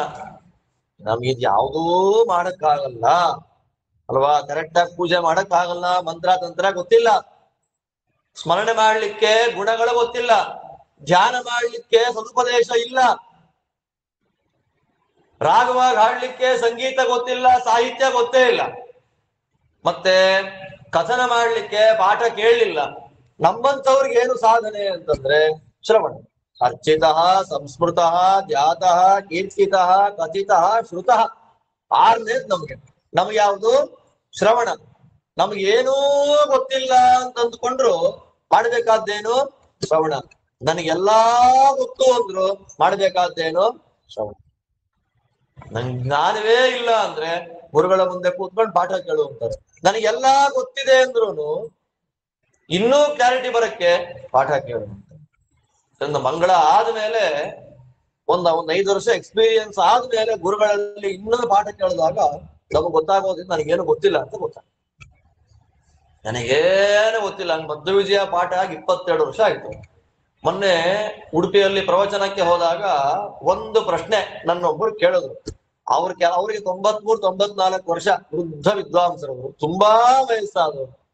15ನೇ ಸರ್ಗದಲ್ಲಿ ಶಾಸ್ತ್ರ ಪ್ರಮೇಯದ ಒಂದು ಶ್ಲೋಕ ಹೇಳಿ ಅನ್ವಯ ಮಾಡಿ ಅರ್ಥ ಹೇಳು. ಏನು ಒಂದು ಮಧ್ಯ ವಿಜಯ 100-125 ಸಲ ಪ್ರವಚನ ಮಾಡಿದೀನಿ. ಸಾಮಾನ್ಯವಾಗಿ ಬಾಯಲ್ಲೇ ಇದೆ ಶ್ಲೋಕಗಳೆಲ್ಲ, ಪ್ರವಚನ ಮಾಡ್ತಿರತ್ತೆ, ಪಾಠ ಮಾಡ್ತಿರತ್ತೆ. ನಾನು ಹೇಳಿದ್ದು ಎಷ್ಟು ನೀರಸವಾಗಿತ್ತು ಅಂತಂದ್ರೆ, ಏನಯ್ಯ ನೀನು ಅಂದ್ರು. ಸ್ವಾಮಿ ಅಂತಂದೆ. ಅದ್ಭುತವಾದ ಅರ್ಥ ಹೇಳುದು. ಅಂದ್ರೆ ನಾವು ಬೆಳಿತಾ ಬೆಳಿತಾ ಪಾಠ ಪ್ರವಚನ ಮಾಡಿ ಮೆಚೂರಾಗ್ತಾ ನಮಗೆ ಬರಬೇಕಾದ ಜ್ಞಾನ ಏನು? ನಮಗೇನೂ ಗೊತ್ತಿಲ್ಲ. ನಾನು ಏನೂ ಅಲ್ಲ, ನಾನು ಝೀರೋ ಅನ್ನುವ ಜ್ಞಾನ ಬರಬೇಕು. ಅದಕ್ಕೆ ಕಾರಣ ಯಾವುದು ಅಂದ್ರೆ ಕೇಳಬೇಕು. ಕೇಳಲಿಲ್ಲ ಅಂತಂದ್ರೆ 4 ಕಡೆ ಕೂತ್ಕೊಂಡು ನಾವು ಶ್ರವಣ ಮಾಡ್ಲಿಲ್ಲ, ಬರೇ ವ್ಯಾಸಪೀಠದಲ್ಲೇ ಕೂತ್ಕೊಂಡು ಹೇಳ್ತೀನಿ ಅಂದ್ರೆ ಬರೋದೇನು? ಅಹಂಕಾರ. ಯಾಕೆಂದ್ರೆ ಆತ್ಮಾವಲೋಕನೆ, ಆತ್ಮ ವಿಮರ್ಶೆ ಮಾಡ್ಕೊಳಕ್ ಅವಕಾಶನೇ ಸಿಗಲ್ಲ. ಅವಕಾಶ ಸಿಗೋದು ಯಾವಾಗ? ಬೇರೆಯವರು ಹೇಳಿದ್ದನ್ನ ಕೇಳಲಿಕ್ಕೆ ಕೂತಾಗ, ಅವ್ರ ಬಾಯಲ್ಲಿ ಏನೋ ಬಂದಾಗ ನಾನು ಅದನ್ನು ಓದಿಲ್ವಲ್ಲ ಅನ್ನೋ ಜ್ಞಾನ ಬರುತ್ತಲ್ಲ, ಅವಾಗ ಪುಸ್ತಕ ತೆಗೆದು ಓದಬೇಕು ಅನ್ಸುತ್ತೆ. ಅದಕ್ಕೆ ಶ್ರವಣ ತುಂಬಾ ದೊಡ್ಡ ಸಾಧನ. ಅದಕ್ಕೆ ಇವ್ರನ್ನ ಶ್ರವಣಂ ಕೀರ್ತನಂ. ಮತ್ತೆ ಶ್ರವಣ ಅಂದ ಮಾತ್ರಕ್ಕೆ ಇಷ್ಟ ಬಂದಿದ್ದೆಲ್ಲ ಕೇಳ್ತೀನಿ ಅಂತಲ್ಲ. ಪ್ರಹ್ಲಾದರಾಜರಂತಾರೆ ಶ್ರವಣಂ ಕೀರ್ತನಂ ವಿಷ್ಣೋ. ಕೇಳೋದು ದೇವರ ಗುಣ, ಹೇಳೋದು ದೇವರ ಗುಣ, ಎಲ್ಲಾ ದೇವರೇ. ಆದ್ದರಿಂದ ಇತಿ ಪುಂಸಾರ್ಪಿತ ವಿಷ್ಣು ಭಕ್ತಿಶ್ಚೇನ್ ನವಲಕ್ಷಣ. ಅಪ್ಪ, ಈ 9 ರೀತಿಯಾದ ಭಕ್ತಿಯನ್ನ ಭಗವಂತನಿಗೆ ಅರ್ಪಣೆ ಮಾಡೋದಿದೆ ಅಲ್ಲ, ನನಗದು ತುಂಬಾ ಇಷ್ಟವಾದಂತಹ ಸಾಧನ ಅಂತ ಪ್ರಹ್ಲಾದ ಹೇಳಿದ್ದಕ್ಕೆ ಹಿರಣ್ಯಕಶಿಪುವಿಗೆ ಅವನ ಅಹಂಕಾರಕ್ಕೆ ಏಟು ಕೊಟ್ಟಾಗಾಯ್ತು. ಅಲ್ಲೇ ತನಕ ಮೆರಿತಾ ಇದ್ದ, ನಾನೇ ಸರ್ವೋತ್ತಮ, ನನಗಿಂತ ಮಿಗಿಲಾದಂತಹ ದೇವರು ಎಲ್ಲಿದ್ದಾರೆ ಎನ್ನುವಂತಹ ಅಹಂಕಾರ ಹಿರಣ್ಯಕನಿಗಿತ್ತು. ಮಗ ಅಂತ ನೋಡಿದೆ, ಎದೆಗೆ ಪಾದ ಇಟ್ಟು ಒದ್ಬಿಟ್ಟ. ಆ ದೊಡ್ಡ ಸಭೆಯಲ್ಲಿ ಆ ಮಗು ದೂರ ಹೋಗಿ ಬಿದ್ದು ಬಿಡ್ತು. ಬಿದ್ದಾಗ ಇವನು ಏನಾದ್ರೂ ಮಾಡಿ ಮುಗಿಸ್ಬಿಡ್ಬೇಕು ಅಂತ ಎಲ್ಲ ದೈತ್ಯರನ್ನ ಕರೆದು ಕುಲಾಂಗಾರ, ನಾವೆಲ್ಲ ರಾಕ್ಷಸರು ಅಂತನ್ನೋರು ಯಾರು? ಗಂಧದ ಮರ, ನಾವೆಲ್ಲ ಗಂಧದ ಕಾಡು. ರಾಕ್ಷಸರೆಲ್ಲ ನಮ್ಮ ಗಂಧದ ಕಾಡಿನಂತಿರುವ ರಾಕ್ಷಸರ ಫ್ಯಾಮಿಲಿಯಲ್ಲಿ ಜಾಲಿ ಮರದ ಮುಳ್ಳಿನ ಗಿಡದಂತೆ ಹುಟ್ಟು ಬಿಟ್ಟಿದ್ದಾನೆ. ನೋಡಿ ಎಂತ ಉಲ್ಟಾ ಆಗಬೇಕದು. ದೈತೇಯ ಚಂದನವನೇ ಜಾತೋಯಂ ಕಂಟಕ ದ್ರುಮ. ಹಿರಣ್ಯಕಶಿಪು ಹೇಳೋ ಮಾತು. ರಾಕ್ಷಸರೆನ್ನುವ ಗಂಧದ ಕಾಡಿನಲ್ಲಿ ಕಂಠ ಮುಳ್ಳಿನ ಗಿಡ ಪ್ರಹ್ಲಾದ. ಅವ್ರಿಗೆ ಅದೇ ಕರೆಕ್ಟ್. ಪ್ರಹ್ಲಾದ ಮುಳ್ಳೇ ಅವ್ರಿಗೆ. ಕೊಂದು ಬಿಡಿ ಇವನ್ನ. ಹೆಂಗ್ ಕೊಲ್ಲೋದು? ನಿಮ್ ಮಗ ಅಲ್ವಾ? ನನ್ನ ಮಗ ಅನ್ನುವ ಯಾವ ಕರುಣೆಯೂ ಬೇಡ. ನಿಮ್ ಎಲ್ಲಿಂದ ಕೊಲ್ಲಿಕ್ಕಾಗತ್ತೋ, ಹೇಗೆ ಸಂಹಾರ ಮಾಡಕ್ಕಾಗತ್ತೋ ಹಾಗೆಲ್ಲ ಮುಗಿಸ್ಬಿಡಿ ನೀವು ಅಂತ ಹೇಳಿದಾಗ ಎಷ್ಟು ರೀತಿಯಲ್ಲಿ ಕೊಲ್ಲಿಕ್ಕೆ ಪ್ರಯತ್ನ ಪಡ್ತಾರೆ ಮಗನನ್ನ ಅಂತಂದ್ರೆ, ವಿಷ. ಮೊದಲು ವಿಷ. ರಾಕ್ಷಸರ ಮನೆಯಲ್ಲಿ ಫಸ್ಟ್ ಸಿಗೋದು ಯಾವುದು? ಆದ್ದರಿಂದ ನಾವು ರಾಕ್ಷಸರಾಗಬಾರದು ಅಂತಂದ್ರೆ ನಮ್ಮಲ್ಲಿ ಯಾವ್ದಿರಬಾರದು? ವಿಷ. ಆ ವಿಷ ಎಲ್ಲಿರತ್ತೆ? ಮಹಾಭಾರತ ಹೇಳುತ್ತೆ ನಮ್ಮಲ್ಲಿ ವಿಷ ಫಿಸಿಕಲ್ ಆಗಿರಲ್ಲ. ಅಂದ್ರೆ ಫಿಸಿಕಲ್ ಕೊಡ್ರಿ ವಿಷ ಅಂತ ಕೊಡಲ್ಲ. ನಮ್ಮಲ್ಲಿ ಮನುಷ್ಯರಲ್ಲಿ ವಿಷ 3 ಕಡೆ ಇರುತ್ತಂತೆ. ಒಂದು ಕಣ್ಣಲ್ಲಿ, ಇನ್ನೊಂದು ನಾಲಿಗೆಯಲ್ಲಿ, ಇನ್ನೊಂದು ಮನಸ್ಸಲ್ಲಿ. ಆದ್ದರಿಂದ ಮನಸ್ಸಿನಿಂದ ವಿಷ ಕಕ್ಕಿದ ಅಂತಾರೆ. ಆ ವಿಷ ಕಕ್ಕೋದು ಅಂದ್ರೇನು? ಒಬ್ಬರನ್ನ ನೋಡಿ ಗುರ್ಬೋದು, ಅಯ್ಯೋ ನಮ್ಗಿಲ್ವಲ್ಲ, ಏನಾದ್ರೂ ಮಾಡಿ ಹಾಳಾಗೋಗ್ಲಿ ಅನ್ನೋದಿದೆಯಲ್ಲ, ಅದು ಮಾನಸಿಕವಾದ ವಿಷ, ತುಂಬಾ ಡೇಂಜರ್. ಇನ್ನೊಂದು ನಾಲಿಗೆಯಿಂದ ಹೊರ ಡೈರೆಕ್ಟ್, ಅಯ್ಯೋ ನಿಮ್ ಕಣ್ಣು ಇಷ್ಟ ಇಲ್ಲ ರೀ ಅಂತ ನಾಲಿಗೆಯಿಂದನೇ ವಿಷ ಹೊರಗೆ ಹಾಕ್ಬಿಡೋದು. ಕಣ್ಣಿನ ವಿಷ, ನಾಲಿಗೆಯ ವಿಷಕ್ಕಿಂತ ಡೇಂಜರಸ್ ಕಣ್ಣಿಂದು. ಕಣ್ಣಿಗಿಂತ ಡೇಂಜರಸ್ ಯಾವುದು? ಮನಸ್ಸಿಂದು. ಪಾಪ ಜಾಸ್ತಿ ಅದಕ್ಕೆ. ನಾಲಿಗೆಯ ವಿಷ, ಕಣ್ಣಿನ ವಿಷ, ಮನಸ್ಸಿನ ವಿಷ. ಅದಕ್ಕೋಸ್ಕರವಾಗಿ ಮನಸ್ಸಿನ ವಿಷವನ್ನ ಪರಿಹಾರ ಮಾಡ್ಲಿಕ್ಕಾಗಿಯೇ ಗಂಗಾಧರನಾದ ಶಶಿಶೇಖರನಾದ ಶಿವನ ಸ್ತೋತ್ರವನ್ನು ಮಾಡಬೇಕು. ಯಾಕೆ ಅಂದ್ರೆ ಅವರ ಸ್ತೋತ್ರ ಮಾಡ್ತಾ ಇದ್ದಾಗೆ ಮನಸ್ಸು ಉದ್ವೇಗಕ್ಕೊಳಗಾಗುತ್ತೆ. ನಮ್ ಕಂಟ್ರೋಲ್ ನಾವಿಲ್ಲ, ಯಾರ ಮೇಲೋ ಬರ್ಸ್ಟಾಗ್ತೇವೆ. ಗಂಗಾಧರ ಶಶಿಶೇಖರ ಅಂತ ಚಿಂತನೆ ಮಾಡಿದಾಗ ಹೊರಹಾಕುವಂತ ವಿಷದ ಪ್ರಭಾವ ಏನಾಗುತ್ತೆ? ಆ ವಿಷ ಏನ್ ಮಾಡ್ತಾನೆ ಶಿವ? ನುಂಗವ್ರು ಏನ್ ಮಾಡ್ತಾನೆ? ಆದ್ರಿಂದ ವಿಷ ಅಮೃತ ಒಟ್ಟೊಟ್ಟಿಗೆ ಇರುತ್ತೆ. ನಾವ್ ಯಾವ್ದು ತಗೋಬೇಕು? ಹಂಸ ಪಕ್ಷಿ, ಯಾರು ನೋಡಿಲ್ಲ ಅದನ್ನ, ಹೇಳಿದ್ ಕೇಳೋದಷ್ಟೇ. ಅದಕ್ಕೆ ಹಾಲಿಗೆ ನೀರ್ ಮಿಕ್ಸ್ ಮಾಡಿಕೊಟ್ರೆ ಅದೇನ್ ಮಾಡುತ್ತೆ? ನೀರ್ ಹಾಗೇ ಬಿಡುತ್ತೆ, ಹಾಲು ಹಾಗೆ. ಅದು ಹೆಂಗ್ ತಗೊಳುತ್ತೆ ಗೊತ್ತಿಲ್ಲ. ನಮಗ್ ಗೊತ್ತಿರೋದು ಒಂದೇ ಉದಾಹರಣೆ, ಆನೆಯನ್ನ ಕರೆಸಿ ಬೇಲ್ದ ಹಣ್ಣು ಕೊಟ್ರೆ ಒಳಗಿನ ತಿರುಳೆಲ್ಲ ತಿಂದಿರುತ್ತೆ, ಹೊರಗಿನ ಗೊರಟೆ ಮಾತ್ರ ಆಚೆ ಹಾಕುತ್ತೆ. ಹೆಂಗ್ ಹಾಕುತ್ತೆ ಗೊತ್ತಿಲ್ಲ. ಅದರಂತೆ ವಿಷ ಅಮೃತ, ಗುಣ ದುರ್ಗುಣ ಒಟ್ಟಿಗೆ ಇರುತ್ತೆ ಮನುಷ್ಯರಲ್ಲಿ. ನಾವು ರಾಕ್ಷಸರೋ ದೇವತೆಗಳು ಅಂತ ಗೊತ್ತಾಗೋದು ಯಾವಾಗ ಅಂದ್ರೆ, ಮನುಷ್ಯರ ಗುಣಗಳನ್ನ ನಾವು ಗ್ರಾಸ್ ಮಾಡ್ತಾ ಇದ್ದೀವಿ ಅಂತಂದ್ರೆ ನಮ್ಮಲ್ಲಿ ಸಾತ್ವಿಕತನ ಇದೆ. ನಾವು ದೋಷಗಳನ್ನೇ ಎಣಿಸ್ತಾ ಇದ್ದೀವಿ ಅಂದ್ರೆ ನಮ್ಮಲ್ಲಿ ಏನಿದೆ? ತಾಮಸತನ ಇದೆ. ಅದಕ್ಕೆ ಶಿವ ವಿಷವನ್ನ ಎಲ್ಲಿಟ್ಕೊಂಡ? ಬೇರೆ ಯಾರ್ದಾದ್ರೂ ದುರ್ಗುಣಗಳು, ಕೆಟ್ಟ ಗುಣಗಳು ಗೊತ್ತಾಯ್ತು ಅಂತಂದ್ರೆ ಎಲ್ಲಿಟ್ಕೋದನ್ನ? ಚಂದ್ರ, ಬೇರೆಯವರ ಸಂತೋಷಕರವಾದ ಗುಣಗಳು ಸಿಕ್ಕಿದ್ರೆ ಎಲ್ಲಿಟ್ಕೋದನ್ನ? ತಲೆ ಮೇಲಿಟ್ಟ. ಪಾಠ, ಚಂದ್ರನನ್ನ ಮೇಲಿಟ್ಟ, ವಿಷವನ್ನ ಕಂಠದಲ್ಲಿಟ್ಟ. ಆದ್ದರಿಂದ ಪ್ರಹ್ಲಾದನಿಗೆ ಕೊಟ್ಟ ಪ್ರಧಾನವಾದ ಅಂಶ ಯಾವುದು? ವಿಷ. ಕುಡ್ದ, ಏನು ಆಗಲಿ. ಆಮೇಲೆ ಆನೆಗಳಿಂದ ತುಳಿಸಿದ್ರು, ಏನೂ ಆಗಲಿಲ್ಲ. ಬೆಂಕಿಯಲ್ಲಿ ಬಿಸಾಕಿದ್ರು, ಏನೂ ಆಗಲಿಲ್ಲ. ಹೊಟ್ಟೆಗೆ ಬಂಡೆ ಕಟ್ಟಿ ಸಮುದ್ರ ಕೆಳಗೆ ಹಾಕಿದ್ರು, ಏನೂ ಆಗಲಿಲ್ಲ. ಚುಚ್ಚಿ ಬಿಟ್ರು ಆಯುಧಗಳಿಂದ, ಏನೂ ಆಗಲಿಲ್ಲ. ಇದಕ್ಕೆಲ್ಲ ಏನು ಕಾರಣ? ವಿಷ್ಣು ಪುರಾಣದಲ್ಲಿ ಪ್ರಹ್ಲಾದನ ಚರಿತ್ರೆಯಲ್ಲಿ ಭಾಗವತ ಅದು ಯಾವುದ್ರಲ್ಲೂ ಅಷ್ಟು ವಿಸ್ತಾರವಾಗಿಲ್ಲ. ಎಷ್ಟೆಷ್ಟು ಹಿಂಸೆ ಕೊಟ್ರು ಅವನಿಗೆ ಅಂತ ವಿಷ್ಣು ಪುರಾಣದಲ್ಲಿ ಮಾತ್ರ ಬರುತ್ತೆ, ಬೇರೆ ಕಡೆ ಬರಲ್ಲ. ಅವಾಗೆಲ್ಲ ಏನ್ ಮಾಡ್ತಾ ಇದ್ದಂತೆ? ವಿಷ ಕುಡಿ ಅಂತ ಕೊಟ್ರೆ ಅನುಸಂಧಾನ, ವಿಷದ ಒಳಗೆ ತತ್ತದ್ರೂಪ ತತ್ತನ್ನಾಮನಾಗಿ ಭಗವಂತ ಇದ್ದಾನೆ ಅಂತ ಅನುಸಂಧಾನ ಮಾಡಿ ವಿಷದ ಒಳಗೆ ವಿಷನಾಮಕ ಅಂತ ಕುಡಿದ್ಬಿಡೋದು. ಏನ್ ಮಾಡುತ್ತೆ? ಆಯುಧದಲ್ಲಿ ಆಯುಧ ನಾಮಕ, ಪ್ರಾಣಿಯಲ್ಲಿ ಪ್ರಾಣಿ ನಾಮಕ, ಅಗ್ನಿಯಲ್ಲಿ ಅಗ್ನಿ, ಬೆಟ್ಟದಲ್ಲಿ ಬೆಟ್ಟ, ನೀರಲ್ಲಿ ನೀರು. ನಾವ್ ಬಾಯಲ್ಲಿ ಹೇಳ್ತೀವಿ ಅಷ್ಟೇ.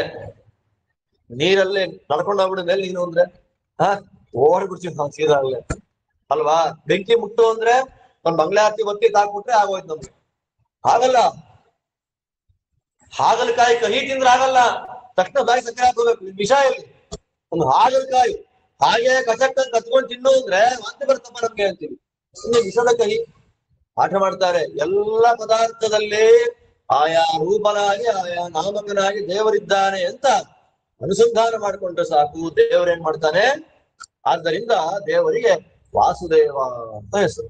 ಆ ಎಲ್ಲ ರೂಪಗಳಲ್ಲಿ ಎಲ್ಲ ನಾಮಕನಾಗಿ ಸನ್ನಿಹಿತನಾದ ಭಗವಂತ ಪ್ರಹ್ಲಾದರಾಜರನ್ನ ರಕ್ಷಣೆ ಮಾಡಿದ್ದಾರೆ.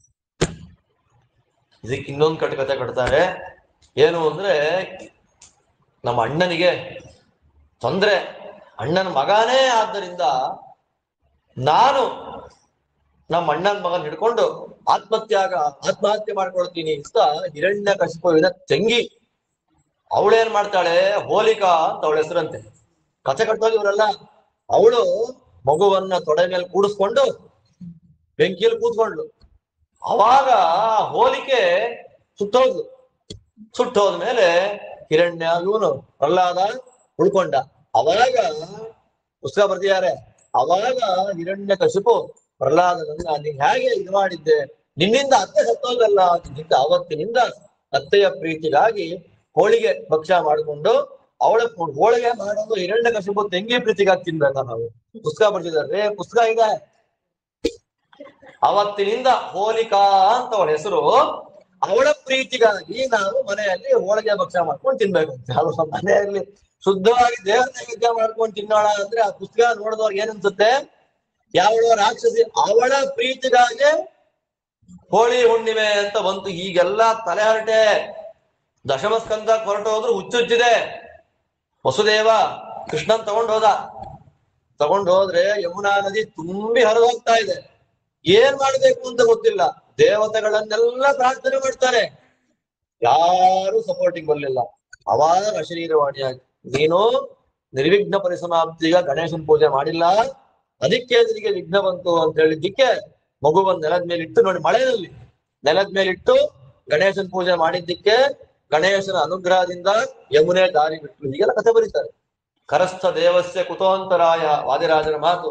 ಕೈಯಲ್ಲೇ ದೇವರಿರ್ಬೇಕಾದ್ರೆ ವಿಘ್ನ ಇಲ್ಲಿ. ಸರ್ವವಿಘ್ನ ಪ್ರಶಮನಂ ಸರ್ವಸಿದ್ಧಿಕರಂ ಪರಂ ಸರ್ವಜೀವ ಪ್ರಣೇತ ಒಂದೇ ವಿಜಯದಂ ಶುಕ್ಲಾಂಬರಧರಂ ವಿಷ್ಣು. ಒಂದು ಗಣೇಶನ ಶ್ಲೋಕ ಅಲ್ಲ ಹಂಗಿರೋದು. ಶಶಿವರ್ಣಂ ಚತುರ್ಭುಜಂ ಪ್ರಸನ್ನವದನಂ ಧ್ಯಾಯೇತ್ ಸದ್ಮವಿಘ್ನೋಪಶಾಂತಯೇ. ಸ್ವಾಮಿ ನಾರಾಯಣನ ಹೆಸರು ಹೇಳ್ಬಿಟ್ರೆ ವಿಘ್ನ ಇಲ್ಲ, ಅದಕ್ಕೆ ಹರಿ ಅಂತ ಅವನ ಹೆಸರು. ಹೀಗೆಲ್ಲ ಕಥೆಗಳನ್ನೆಲ್ಲ ಹುಚ್ಚುಚ್ಚಾಗಿ ಬರೆದು ಯಾರು ಸಂತೋಷ ಪಡಿಸುವುದ ಗೊತ್ತಿಲ್ಲ. ಈ ದೃಷ್ಟಿಯಲ್ಲಿ ಎಲ್ಲ ವಿಘ್ನಗಳು ಪರಿಹಾರ ಆಯ್ತು. ಅದಕ್ಕೆ ಕಾರಣ ಒಂದೇ, ಪ್ರಹ್ಲಾದರಾಜನ ಮೇಲೆ ದೇವರು ಮಾಡಿದ ಪರಮಾನುಗ್ರಹ. ಆದ್ದರಿಂದ ದೇವರು ಯಾರ ಮೇಲೆ ಅನುಗ್ರಹ ಮಾಡಿದ್ದಾರೆ ಅವರಿಗೆ ಅಭಿಚಾರಾದಿ ಕ್ರಮಗಳನ್ನ, ಅವರಿಗೆ ವಿರೋಧವನ್ನ ಮಾಡಿದ್ರೆ ಪಂಚಮ ಸ್ಕಂದ ಹೇಳುತ್ತೆ ಅದರ 100 ಪಟ್ಟು ಫಲ ದ್ವೇಷ ಮಾಡಿದವರು ಹೊಡೆಯುತ್ತೆ. ಏವಂ ಮಹದಭಿಚಾರಾತಿಕ್ರಮ ಕಾರ್ಸ್ನೇನ ಆತ್ಮನೇ ಫಲತಿ. ದೊಡ್ಡವರಿಗೆ ಮಾಡಿದ ಅಪರಾಧದ ಫಲ 100% ಅಧಿಕವಾಗಿ ಅವರಿಗೆ ಹೊಡೆಯುತ್ತೆ. ಹಿರಣ್ಯಕಶಿಪುವಿಗೆ 32 ಕೋಟಿ ಕೈಯಿಂದ ಬಂದು ಹೊಡಿತು ವೈಭವ. ಕೊನೆಗೆ ಅವನು ಅನ್ಕೊಂಡ, ಈ ವರ ಬ್ರಹ್ಮದೇವ ನನಗ್ ಕೊಟ್ನು, ಮಗು ಕೊಟ್ನ ಗೊತ್ತಾಗ್ತಾ ಇಲ್ಲ. ಆದ್ದರಿಂದ ನಾನು ಅವನಿಗೆ ಎಷ್ಟೇ ತೊಂದರೆ ಕೊಟ್ರು ಅವನು ಸಾಯ್ತಾ ಇಲ್ಲ. ಆದ್ದರಿಂದ ನನಗೇನಾದ್ರೆ ಒಂದು ವೇಳೆ ಮರಣ ಬರಬಹುದಾ ಅನ್ನುವ ಜಿಜ್ಞಾಸೆ ಆರಂಭ ಆಯ್ತು. ಗುರುಗಳನ್ನ ಕರೆದು ಹೇಳ್ತಾನೆ, ನೋಡಿ ನಿಮ್ಗೆ ಇನ್ನೊಂದು ಅವಕಾಶ ಇದೆ. ಆ ಒಂದು ಅವಕಾಶದಲ್ಲಿ ಈ ಹುಡುಗನನ್ನ ನೀವೇನ್ ಮಾಡ್ಬೇಕು, ರೆಡಿ ಮಾಡಿ ತರಬೇಕು ಅಂತ ಗುರುಗಳು ಕರ್ಕೊಂಡು ಹೋದ್ರೆ ಮನೆಗೆ ಇಲ್ಲಿ ಹುಡುಗ ಇದ್ದಾನೆ. ಅವನಿಗೆ ಯಾವ ಪಾಠನೂ ಕೇಳ್ತಾ ಇಲ್ಲ, ಕಣ್ಣು ಮುಚ್ಕೊಂಡು ಆರಾಮಾಗಿದ್ದಾನೆ ಪ್ರಹ್ಲಾದ. ಒಂದಿನ ಅವರಿಗೆ ಬೆಳಗ್ಗೆನೆ ಪೌರೋಹಿತ್ಯ ಬಂತು. ಅವಾಗ ಏನ್ ಮಾಡಿದ್ರು, ಇವತ್ತು ಕ್ಲಾಸ್ ಇಲ್ಲ, ನಾವು ಕಾರ್ಯಕ್ರಮಕ್ಕೆ ಹೋಗಬೇಕು ಅಂತ ಹೊರಟೋದಾಗ ಈ ಪ್ರಹ್ಲಾದ ಎಲ್ಲ ಬಾಲಕರೆಲ್ಲ ಆಟಾಡ್ತಾ ಇದ್ರು. ಹಂತಾರ್ಭಕಾಮೇ ಶೃಣುತ ಕರೆದ, ಹಂತ ಅಂದ. ಹಂತ ಅನ್ನೋದಕ್ಕೆ 100 ಅರ್ಥ ಇದೆ. ಇಲ್ಲಿ ಹಂತ ಅನ್ನೋದಕ್ಕೆ ವ್ಯಾಖ್ಯಾನ ಮಾಡುವ ಅಯ್ಯೋ ಅಂತ ಖೇದ. ಏನ್ ಆಟ ಆಡ್ತಾ ಇದ್ದಾನ, 24 ಗಂಟೆ ಆಟ. ಆಡ್ಬೇಡ್ರಯ್ಯ, ಬನ್ನಿ ಕೂತ್ಕೊಳ್ಳಿ. ಅಂತ ಅರ್ಧಕ ಮಕ್ಕಳೇ ಬನ್ನಿ ಕೂತ್ಕೊಳ್ಳಿ. ಅವ್ರಂದ್ರು ಕೂತ್ಕೊಂಡು ಏನ್ ಮಾಡೋದು, ತತ್ವೋಪದೇಶ ಮಾಡ್ತೀನಿ ಕೇಳ್ರಿ. ಏನ್ ತತ್ವ ಅದು? ವಿಷ್ಣು ಅನ್ನುವ ತತ್ವವನ್ನು ಹೇಳ್ತೀನಿ ಕೇಳಿ. ಸುಮ್ಮನೆ ತತ್ವ ಅಂತ ನಮ್ಗಿಲ್ಲ. ಅದೇ ನಾವೆಲ್ಲಾ ಮಾಡ್ತೀವಿ, ಎಲ್ಲಾ ಮಾಡ್ಲಿಕ್ಕೆ ಇಂಟ್ರೆಸ್ಟ್ ಇದೆ, ಕೂತ್ಕೊಂಡು ತತ್ವ ಕೇಳಲಿಕ್ಕೆ ಇಂಟ್ರೆಸ್ಟ್ ಇಲ್ಲ. ಮನುಷ್ಯರಿಗೆ ದೊಡ್ಡ ಸಮಸ್ಯೆ ಅದು. ಎಲ್ಲಕ್ಕೂ ಅವಕಾಶ ಇದೆ. ಎಲೆ ಮುಂದೆ ಊಟಕ್ಕೆ 1.5 ಗಂಟೆ ವೆಯ್ಟ್ ಮಾಡ್ತೀವಿ, 1.5 ಗಂಟೆ ಮಾತಾಡ್ತಾ ವೆಯ್ಟ್ ಮಾಡ್ತೀವಿ. 1 ಗಂಟೆ ಅರ್ಧ ಗಂಟೆ ಶಾಸ್ತ್ರವನ್ನ ಕೇಳ್ರಿ ಅಂತಂದ್ರೆ ಅದೇ ದೇವರ ಮಾಯೆ ಎಷ್ಟು ದೊಡ್ಡದು ಅಂತಂದ್ರೆ. ಅದಕ್ಕೆ ಮೊದಲು ಹೇಳಿದ್ದು ಎಲ್ಲಾ ಮಾಡಿದ್ದಕ್ಕೆ ಇಷ್ಟಿಷ್ಟೇ ಫಲ. ನಾವು ಭಾಗವತವನ್ನೋ ಅಥವಾ ಶಾಸ್ತ್ರವನ್ನೋ ಕೇಳಬೇಕು ಅಂತ ನಮ್ಮ ಮನೆಯಿಂದ ಹೊರಟ್ರೆ, ಪುರಾಣಗಳಲ್ಲಿ ಬರೋ ಮಾತು, ಭಗವಂತನ ಮಹಿಮೆಯನ್ನ ಕೇಳಬೇಕು ಅಂತ ಮನೆಯಿಂದ ಹೊರಟ್ರೆ ನಮ್ಮನ್ನ ಆ ಕಡೆ ಈ ಕಡೆ ಕಾಪಾಡುವುದು ರಾಮಲಕ್ಷ್ಮಣರು. ಕರ್ಕೊಂಬಂದು ಕೂಡಿಸ್ತಾರಂತೆ. ಕೂಡಿಸಿದಾಗ ದೇವರು ತನ್ನ 2 ಕೈಗಳನ್ನ ಅಗಲ ಮಾಡಿಕೊಂಡು ಹೃದಯದಲ್ಲಿ ಕಾಯ್ತಾ ಇರ್ತಾನೆ. ನಾವು ಕೇಳಿದ ಎಲ್ಲ ಶಬ್ದ ಕಿವಿಯ ಮೂಲಕ ಮನಸ್ಸಿಗೆ ಹೋಗುತ್ತೆ. ಆ ಕೇಳಿದ ಎಲ್ಲ ಪ್ರಮೇಯವನ್ನ ದೇವರು ಅವತ್ತೇ ಗೊತ್ತಿಂದು ಪೆಟ್ಟಿಗೆಯಲ್ಲಿ ಹಾಕಿರ್ತಾರೆ. ಕಾಯ್ತಾ ಇರ್ತಾನೆ, ಕಷ್ಟ ಬರ್ಲಿ ಏನ್ ದೇವರು ಕಾಯ್ತಾ ಇರ್ತಾನೆ. ನಮಗೆ ತಡ್ಕೊಳ್ಳಿಕ್ಕಾಗಿರುವಂತ ಕಷ್ಟ ಯಾವಾಗ ಬರುತ್ತೆ, ಅವಾಗ ಪಾಠ ಪ್ರವಚನಗಳನ್ನ ಕೇಳಿದ ಪುಣ್ಯ ಡಬ್ಬಿ ಏನಿದೆ ಆ ಡಬ್ಬಿ ತೆಗಿತಾನೆ. ಆ ಡಬ್ಬಿ ತೆಗೆದಾಗ ನಾವು ಅನ್ಕೊಂತೇವೆ ಆ ಕಷ್ಟ ಇತ್ತು ರೀ, ಹೂವಿನ ಸರ ಎದ್ದಾಗ ಆಗೋಯ್ತು. ಎಲ್ಲಿಂದ ಆಯ್ತು ಹೂವಿನ ಸರ ಎದ್ದಾಗದು? ನಮ್ಮ ಪ್ರಯತ್ನದಿಂದ ಏನೂ ಆಗ್ಲಿಲ್ಲ, ದುಡ್ಡಿರ್ಲಿಲ್ಲ, ಜನಸಹಾಯ ಇರ್ಲಿಲ್ಲ, ಏನೂ ಇರ್ಲಿಲ್ಲ, ಬಟ್ ಹೂವಿನ ಸರ ಎದ್ದಾಗಾಯ್ತು. ಹೇಗಾಯ್ತು? ಪಾಠ ಪ್ರವಚನ ಕೇಳಿದ ಪುಣ್ಯ ದೇವರು ಡಬ್ಬಿ ತೆಗೆದ. ಅಂದ್ರೆ ನಮಗೆ ತಡ್ಕೊಳ್ಳಿಕ್ಕಾಗೋದಿಲ್ಲ. ಆ ಕಷ್ಟ ಬಂದಾಗ ಅನನ್ಯವಾಗಿ ದೇವರಲ್ಲಿ ಶರಣಾದಾಗ ಮಾತ್ರ ಅವನು ಏನ್ ಮಾಡ್ತಾನೆ. ಅದಕ್ಕೆ ಜ್ಞಾನಿಗಳೆಲ್ಲ ಒಂದು ವರವನ್ನೋ ಶಾಪವನ್ನೋ ಅವ್ರು ಕೊಡ್ಬೇಕಾದ್ರೆ ಕೈಯಲ್ಲಿ ನೀರ್ ಹಾಕೊಂತಾರೆ. ನೀರ್ ಹಾಕೊಂಡು ಯಾವುದನ್ನ ಚಿಂತನೆ ಮಾಡ್ತಾರೆ ಗೊತ್ತಾ? ನಾನು ಯಾಗ ಮಾಡಿದ ಪುಣ್ಯ ಕೊಟ್ಬಿಡ್ತೇನೆ, ಶಾಪ ಬಂದ್ಬಿಡ್ಲಿ. ಇಲ್ಲ, ನಾನು ಮನೆಯಲ್ಲ ಊಟ ಮಾಡೋದ್ನಲ್ಲ, ಅದಿಲ್ಲ. ನಾನು ಧ್ಯಾನ ಮಾಡಿದ ಪುಣ್ಯ, ನಾನು ಪಾಠ ಮಾಡಿದ ಪುಣ್ಯ, ನಾನು ಪಾಠ ಕೇಳಿದ ಪುಣ್ಯ ಏನಾದ್ರೂ ಇದ್ರೆ ಅವ್ನು ಹಾಳಾಗ್ಲಿ, ಅವ್ನು ಉದ್ಧಾರ ಆಗ್ಲಿ. ಶಾಪ ವರ ಇದೇ ಸಂಕ್ರಮಣ ಆಗುತ್ತೆ. ಅದಕ್ಕೆ ದೇವರಿಗೆ ಸುಭದ್ರಶ್ರವ ಅಂತ ಹೆಸರು. 300 ವರ್ಷ ಇಷ್ಟೊತ್ತು ಸಪ್ತಮ ಸ್ಕಂದ ನಾನು ಮಾಡಿದ್ದೆ ಅನ್ನೋದು ಮರ್ತೋಗುತ್ತೆ. ನಿಮಗೂ ಮರೆಯತ್ತೆ, ನನಗೂ ಮರೆಯತ್ತೆ. ಕಾಲ ಬರ್ತಾ ಬರ್ತಾ ಬರ್ತಾ ನಾನು ಹೊರಟೋಗ್ತೀನಿ, ನೀವು ಹೊರಟೋಗ್ತೀರಾ. ಯಾವುದೋ ಕಾಲಕ್ಕೆ ಏನೋ ಆದ ಕಷ್ಟ ಬಂದಾಗ ಪರಿಹಾರ ಮಾಡ್ತಾನೆ ದೇವರು. ಈ ಕ್ಷಣದಲ್ಲಿ ನಾವು ಕೇಳಿದ ಮಹಿಮೆಯ ಪುಣ್ಯ. ಅದಕ್ಕಂತಾನೆ ತತ್ವ ಕೇಳ್ರಿ, ದೇವರ ಮಹಿಮೆಯನ್ನ ಕೇಳ್ರಿ.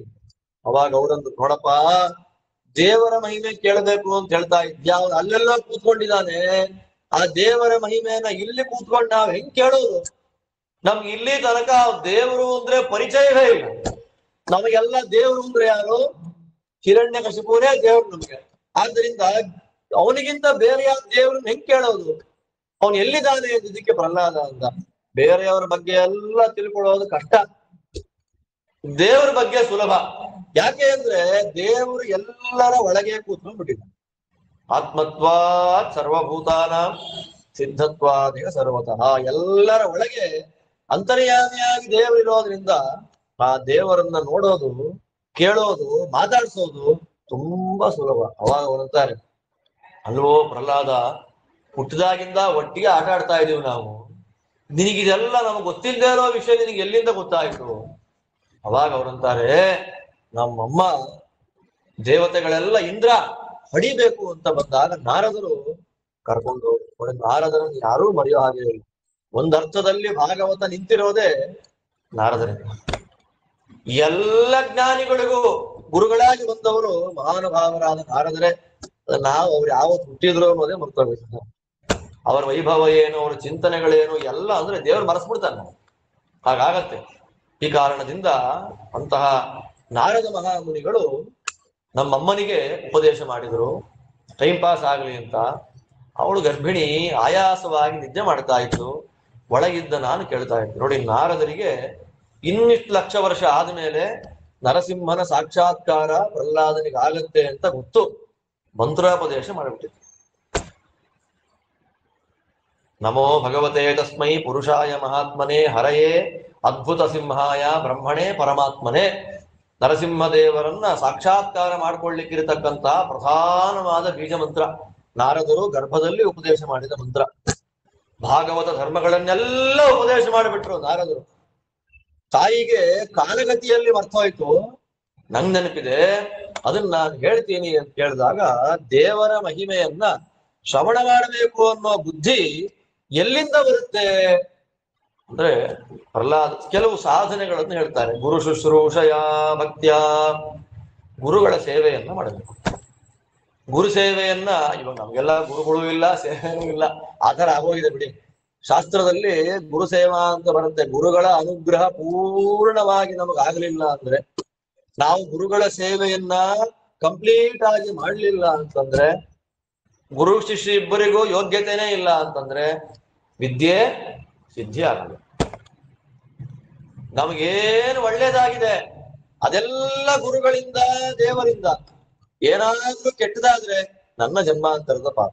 ಶುಭಾನ್ ಧ್ಯಾಯಂತಿ ಏಕಾಮಾನ್ ಗುರುದೇವ ಪ್ರಸಾದಜಾನ್ ಇತರಾನ್ ಆತ್ಮ ಪಾಪೋತ್ಥಾನ್ ತೇಷಾಂ ವಿದ್ಯಾ ಫಲಿಷ್ಯತಿ. ಆಚಾರ್ಯ ಹೇಳ್ತಾರೆ. ಆದ್ರಿಂದ ಗುರುಗಳು ನಮ್ಮ ಮೇಲೆ ಎಷ್ಟು ಸುಪ್ರೀತರಾಗಿರ್ತಾರೋ ಅಷ್ಟು ಅನುಗ್ರಹ. ಗುರು ಶುಶ್ರೂಷಯ ಅಷ್ಟು ಮಾತ್ರ ಅಲ್ಲ, ಭಕ್ತಿಯ. ಗುರು ಸೇವೆಯನ್ನ ಮಾಡಿ ಅಲ್ಲಿಂದ ಮುಗಿಸ್ಕೊಂಡು ಮನೆಗೆ ಬಂದ್ಬಿಟ್ಟು ಗುರುಗಳನ್ನ ವರ್ಷಕ್ಕೂ 2 ವರ್ಷಕ್ಕೂ ನೋಡಿ ಚೆನ್ನಾಗಿದ್ದೀರಾ ನಾಯಿ ಮಾಡ್ಕೊಂಡ್ ಬರೋದಲ್ಲ. ಮನಸ್ಸಿನಲ್ಲಿ ಗುರುಗಳ ಮೇಲೆ ಅಪಾರವಾದ ಭಕ್ತಿ ಇಟ್ಕೊಂಡಿರ್ಬೇಕು. ಗುರು ಶುಶ್ರೂಷಯ ಭಕ್ತಿಯ.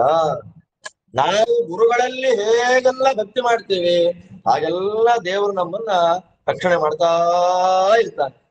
3ನೇದ್ ಯಾವುದು? ಸರ್ವ ಲಾಭಾರ್ಪಣೇನ ಚ. ನಮ್ಗೇನೇ ಬಂದ್ರು ಎಲ್ಲ ಗುರುಗಳು ಮಾಡಿದ ಅನುಗ್ರಹ ಅಂತ ಗುರುವಂತರ್ಯಾಮಿಯಾದ ಭಗವಂತನಿಗೆ ಸಮರ್ಪಣೆ ಮಾಡೋದು. ದೇವ್ರೇ, ನಾನ್ ತಿನ್ನೋ ಊಟ, ಉಡಿತಿರೋ ವಸ್ತ್ರ, ಇರೋ ಜಾಗ ಎಲ್ಲ ಗುರುಗಳು ನಿನ್ನ ಮೂಲಕ ಮಾಡಿಸಿದ. ಸಂಗೇನ ಸಾಧು ಭಕ್ತಾನ. ಸಹವಾಸ ಮಾಡಕ್ ಹೋಗ್ಬಾರ್ದು. ಮಾಡಿದ್ರೆ ಸಾತ್ವಿಕರ ಸಹವಾಸ ಮಾಡಬೇಕು. ಸಾಧು ಭಕ್ತಾನ. ಅದಾದ್ಮೇಲೆ ಈಶ್ವರಾರಾಧನೆಯ ಚ. ದೇವರ ಪೂಜೆಯನ್ನ ಮಾಡಬೇಕು. ಮನೆಯಲ್ಲಿ ದೇವರ ಪೂಜೆ ಮಾಡಬೇಕು. ಅಂದ್ರೆ ಅವರವರ ಯೋಗ್ಯವಾದ ದೇವರ ಪೂಜೆ. ಎಲ್ರೂ ಪ್ರತಿಮೆ ಇಟ್ಕೊಂಡು ಮಾಡಕ್ಕಾಗಲ್ಲ. ನಮ್ಮ ದೇವರ ಪೂಜೆ ಯಾವುದು? ಸ್ನಾನ ಮಾಡ್ತಾ ದೇಹವೇ ನಿನ್ನ ಪ್ರತಿಮೆ, ಅಭಿಷೇಕ. ಮನೆ ಕಸ ಗುಡಿಸ್ತಾ ಅಭಿಷೇಕ. ರಂಗೋಲಿ ಹಾಕ್ತಾ, ಪಾತ್ರೆ ತುಳಿತಾ, ಅಡಿಗೆ ಮಾಡ್ತಾ, ಮಾತಾಡ್ತಾ, ಮಲಗಿದಾಗ ಎಲ್ಲ. ಅದಾದ್ಮೇಲೆ ಶ್ರದ್ಧೆಯ ತತ್ಕಥಾಯ.